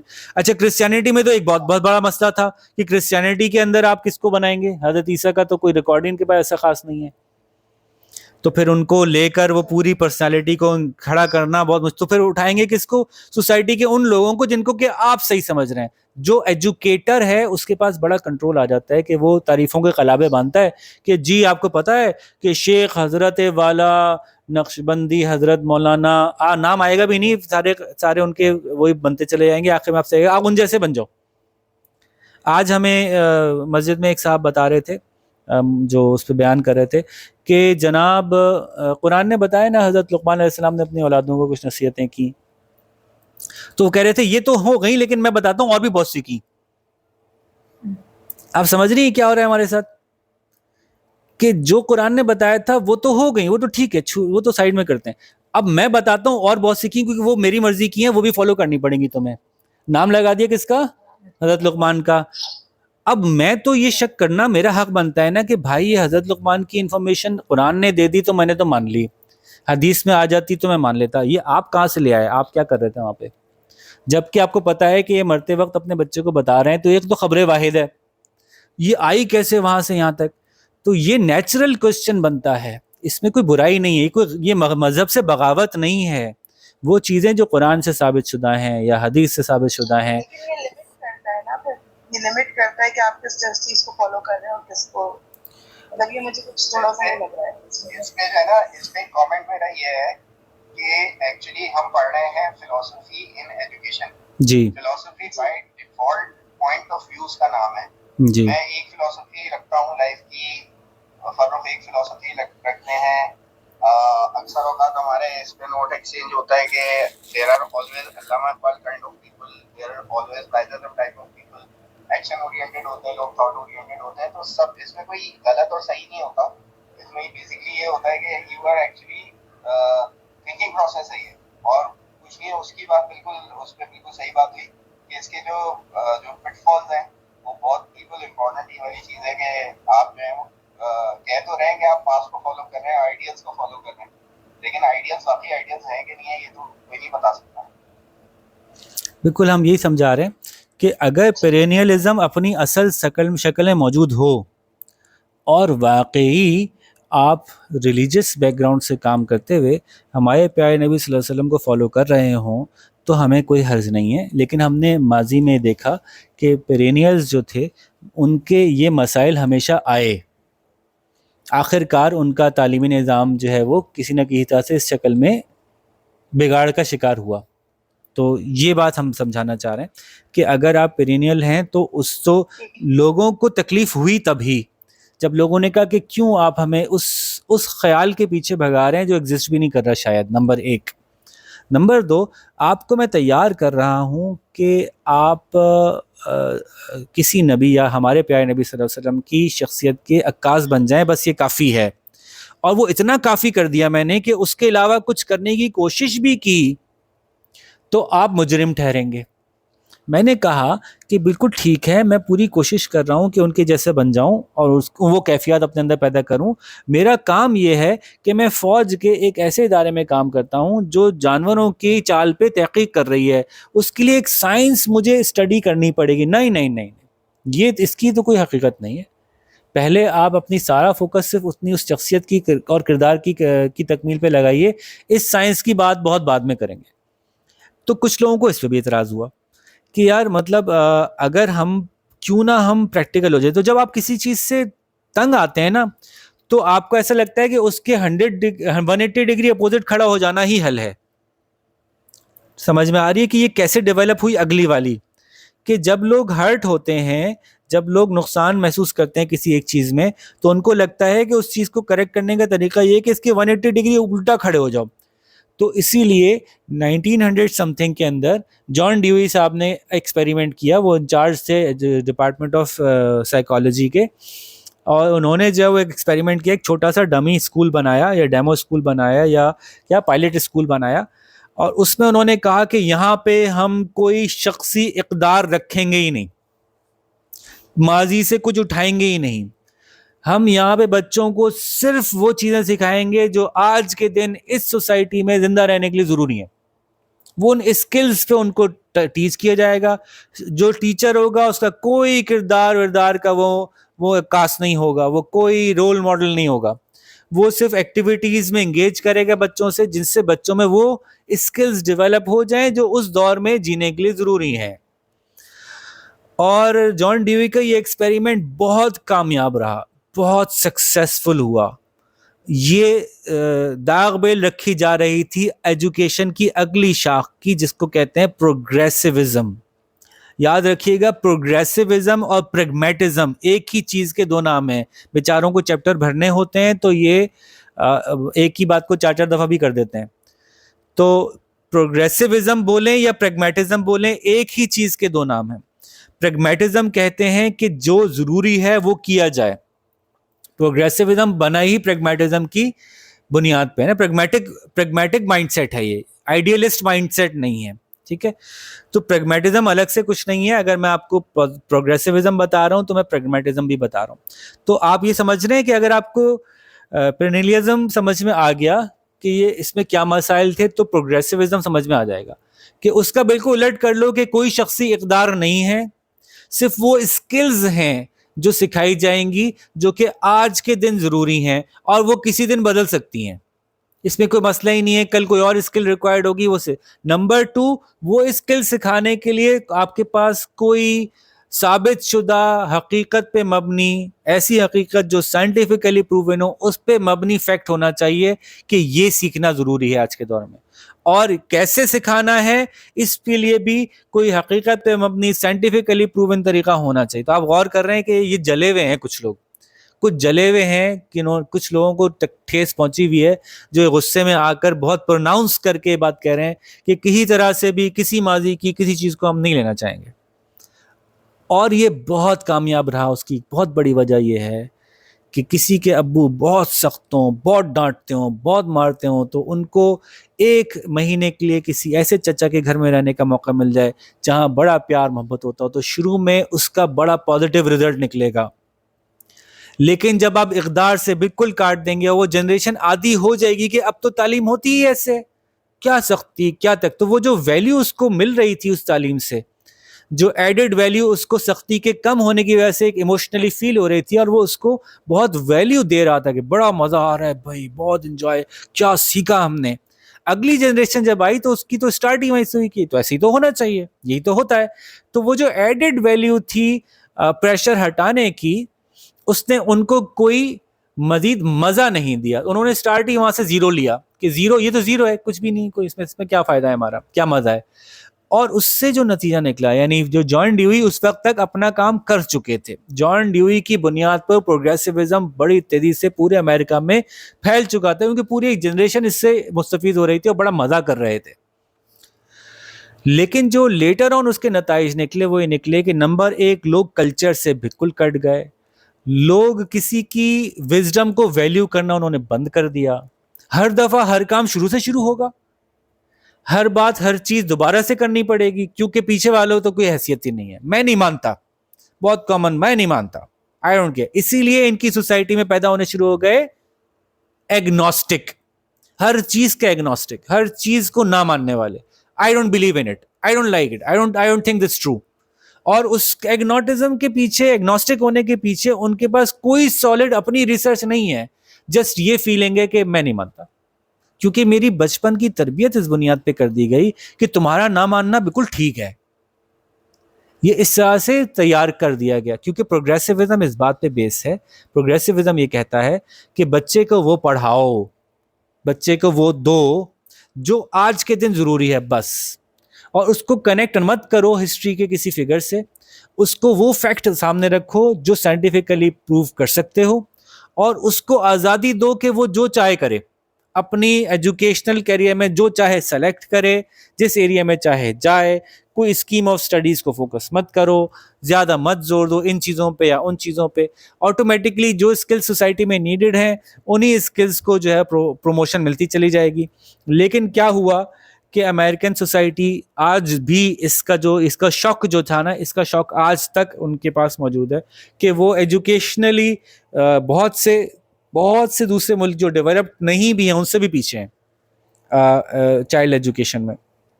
ٹھیک ہے, تو اگر آپ کہیں گے پروگریسوزم پہ نوٹ لکھو تو نوٹ لکھے پروگریسوزم کیوں آیا, ریٹیلیشن میں آیا. پروگریسوزم میں کلاس میں کیا ہو رہا ہوتا, کریکولم کیسے بنتا ہوگا.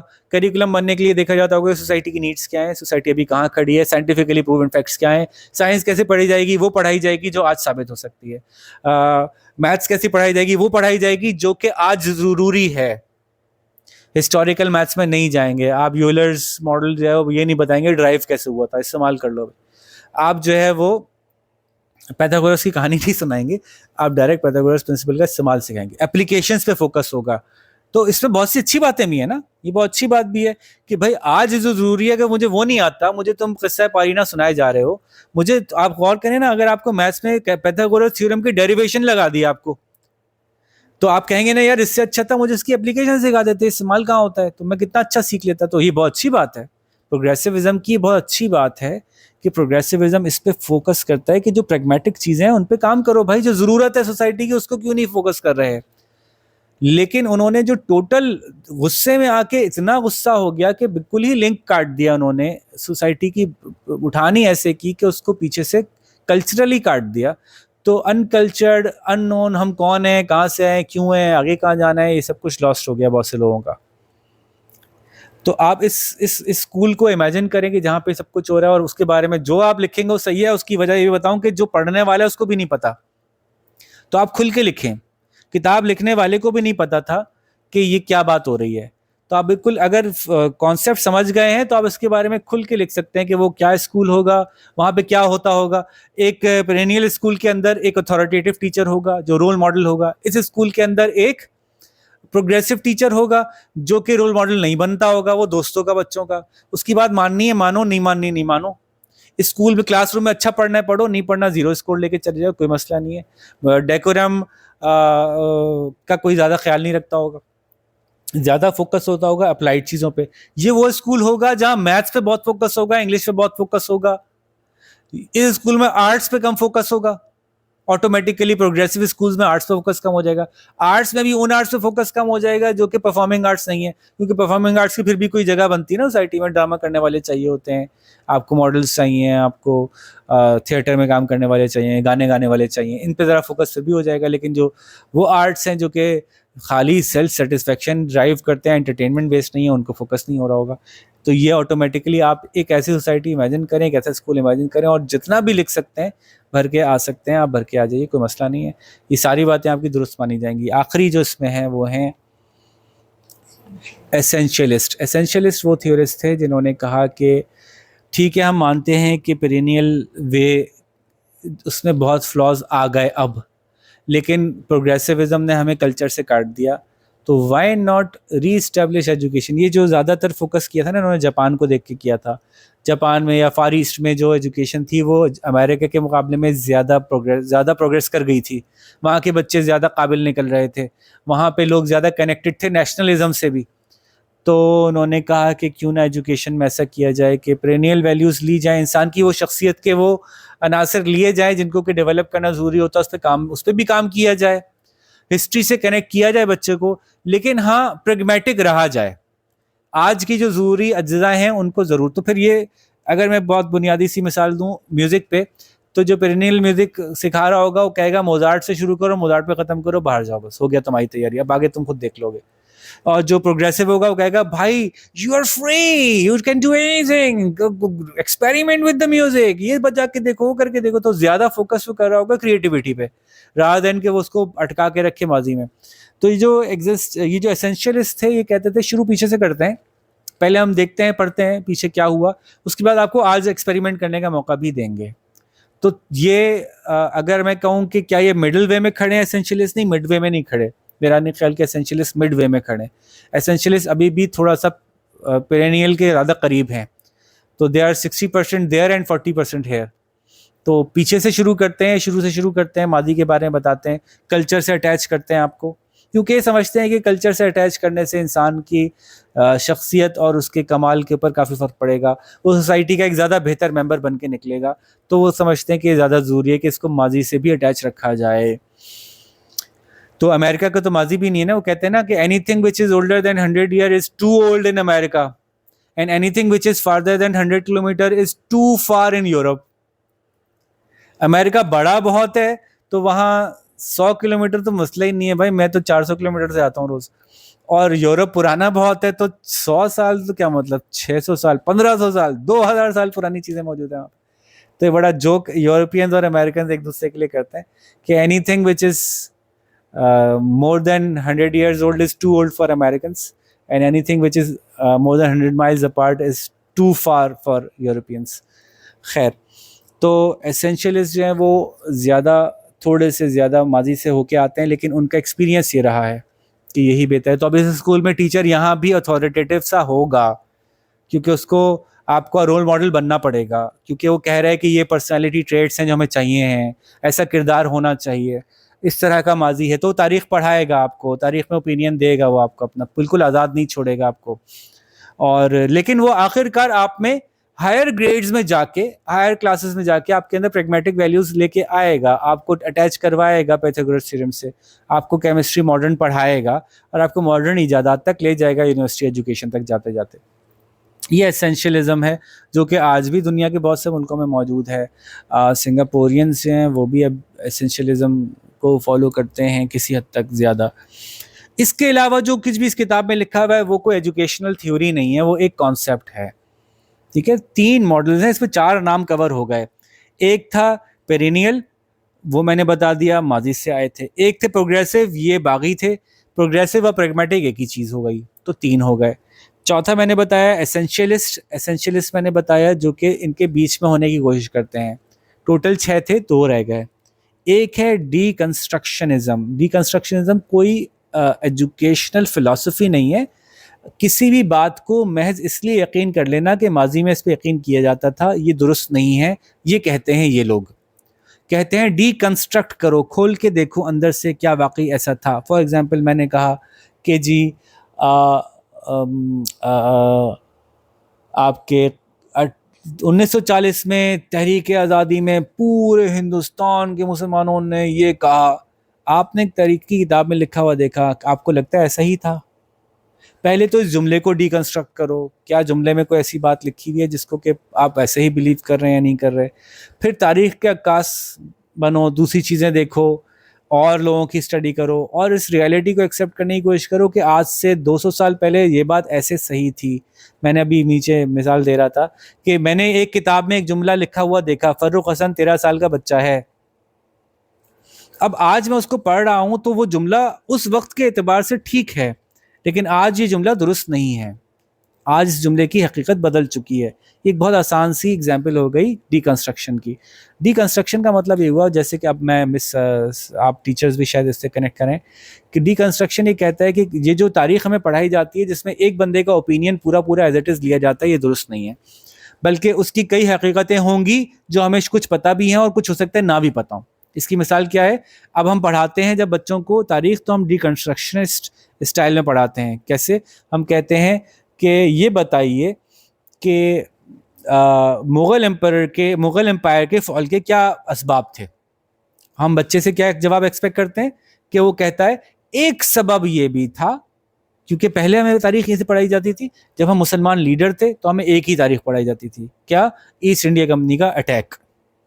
جب انگریز بتاتے ہوں گے تو ایک ہی وجہ بتاتے ہوں گے کہ یہ ہوا تھا اس وجہ سے، لیکن اب ہم ڈی کنسٹرکشن کرتے ہیں اور ہم وہ تمام وجوہات دیکھنے کی کوشش کرتے ہیں کہ جو اور بھی رہی ہوں گی. تو ہم جب جواب لکھتے ہیں تو ہم سے ایکسپیکٹ کیا جاتا ہے، پورے مارکس تب ملتے ہیں جب ہم کیا کہتے ہیں کہ مغل امپائر کے فال ڈاؤن کے ایک وجہ تھی ایسٹ انڈیا کمپنی، لیکن مغل ڈاؤن کے فال ڈاؤن کی ایک وجہ یہ بھی تھی کہ ان کے اپنے بچے ہی آپس میں لڑ رہے تھے، اور مغل امپائر کے فال ڈاؤن ہونے کی ایک وجہ یہ تھی پرشیا اور افغانستان سے انکرجنز ہو رہی تھی، اور مغل امپائر کے فال ڈاؤن ہونے کی ایک وجہ مراٹھاز جو تھے ان کی جو ریزسٹنس تھی وہ بھی تھی. تو اس کے بعد آپ کہتے ہیں کہ میرا خیال یہ ہے کہ یہ والی وجہ زیادہ امپورٹنٹ ہے کیونکہ میرے پاس ابھی تک اس کے ایویڈنس زیادہ جمع ہو سکے ہیں، لیکن ہو سکتا ہے کہ دوسری وجہ بھی ہو. This is what deconstruction aims at. یہ ایک اسٹائل آف اسٹڈی کہہ لیں اس کو. آپ پوری ایجوکیشنل فلسفی نہیں پہ پوری ایجوکیشن نہیں کھڑی کر سکتے نا. یہی کام آپ پروگریسوزم کے درمیان میں کر سکتے ہیں، ڈی کنسٹرکشن کر سکتے ہیں، یہی ایسنشلسٹ ہوتے ہوئے بھی کر سکتے ہیں. تو ڈی کنسٹرکشن ایک اسٹائل آف لرننگ ہے، اس کو باقاعدہ ایجوکیشنل ماڈل کہہ دینا تھوڑا سا مسئلہ ہے اس میں. لیکن بہرحال جو شخص ڈی کنسٹرکشن کر رہا ہوگا وہ کیا کر رہا ہوگا، وہ تاریخ کو ریوزٹ کرتا ہوگا.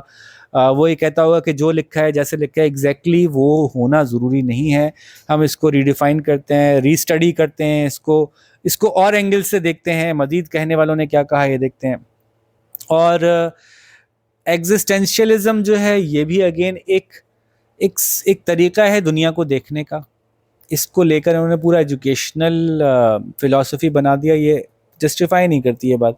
ایگزسٹینشیلزم یہ کہتا ہے کہ انسان اس دنیا میں جب پیدا ہوتا ہے تو وہ ایک آزاد روح ہوتی ہے، اس کے پاس کوئی مقصد نہیں ہوتا، لیکن سب سے سپریم کام کرنے کا اس کے لیے یہ ہے کہ وہ اپنا رول اس پہلے سے متعین شدہ پری ڈیسٹینڈ یونیورس کے اندر تلاش کرے اور part of this big creature بن جائے جو کہ یہ یونیورس ہے. اپنی آئیڈینٹی تلاش کرے، اپنے آپ کو پہچانے، سیلف اویئر ہو، ایک بیٹر ہیومن بینگ بنے. دس مینس کہ یہ والی باتیں زیادہ تر کام رہنے والی، peaceful, developing your self, working on your self, working on your communication skills, finding your self, یہ اینگلز جو ایجوکیشن کے آئے ہیں یہ ایگزسٹینشیل اینگلز ہیں. یہ آپ یہ نہیں کہہ سکتے کہ اس کی بنیاد پہ پورا ایجوکیشنل ماڈل کھڑا کر دیا جا سکے گا. ہاں لیکن اس کا اثر، اس کا ٹیسٹ ہمیں ایجوکیشن میں نظر آتا ہے. اور وہ آپ ابھی دیکھ لیجئے کہ ہم بات کرتے ہیں بچوں کی کمیونیکیشن ڈیولپمنٹ پہ، کانفیڈنس ڈیولپمنٹ پہ، ہم بچوں کی ان چیزوں پہ کام کر رہے ہیں. ہم بچوں کی ایگزسٹینشیل آئیڈینٹی پہ کام کر رہے ہیں کہ اپنے آپ کو پہچانو تم کون ہو بھائی، اپنے بارے میں جانو تم کون ہو، تبھی تم ایک کامیاب انسان بن سکو گے. تو یہ دنیا کے بہت سے ملکوں میں ہو رہا ہے اور اس کو پر لے کر بھی آپ اچھا خاصا 1.5-2 پیج کا نوٹ بنا سکتے ہیں کہ انسان کیسے ایگزسٹینشیلی اپنی آئیڈینٹی کو سرچ کر کے اور اپنے بارے میں سیلف اویئر ہو کے اور اپنے اوپر کام کر کے فرام ود ان کیسے بہتر انسان بن سکتا ہے. اس کے بارے میں آپ کافی ساری باتیں لکھ سکتے ہیں. یہ ہمارے 2 چیپٹر نمٹ گئے. یہی 2 چیپٹرز جو ہیں وہ ہمارے فلاسفیکل ڈیپتھ کے چیپٹر تھے. یونٹ 8 میں ہمارے پاس 6 فلاسفیز تھیں. پرینیل میں نے 1 بتا دی، پروگریسو اور پریگمیٹک ایک ہی چیزیں دونوں، تو یہ 3 ہو گئیں. چوتھی میں نے ایسنشیل بتائی ایسنشیلسٹ سے. 5ویں میں نے ڈی کنسٹرکشنزم بتایا، اور 6 میں نے ایگزسٹینشیلزم بتایا. تو ہوپ فلی آپ کو یہ 2 بنیادی بڑے چیپٹرز کے سوال کلیئر ہو گئے ہوں گے. اب آپ کھانا شانا کھا لیجئے اور اس کے بعد ہم ایک شارٹ وزٹ کریں گے، کوشش کریں گے کہ اب جو ہمارے باقی چیپٹرز رہ گئے ان کو ایک گو تھرو کریں ان سے. تو let's meet together again after a while. پھر ہم اگلے چیپٹرز کو لے کے جائیں گے. یونٹ 7 میرے پاس چھوٹا سا ہے جس میں کہ ہم نے 4 نام لکھے ہیں. ان 4 ناموں کے بارے میں ہم یہ بتائیں گے کہ انہوں نے کیا ان کا خیال ہے ایجوکیشن کے بارے میں. ٹھیک ہے جی، تو انشاءاللہ ہم آپ سے تھوڑی دیر ملاقات کرتے ہیں. اپنا خیال رکھیے گا. اللہ حافظ.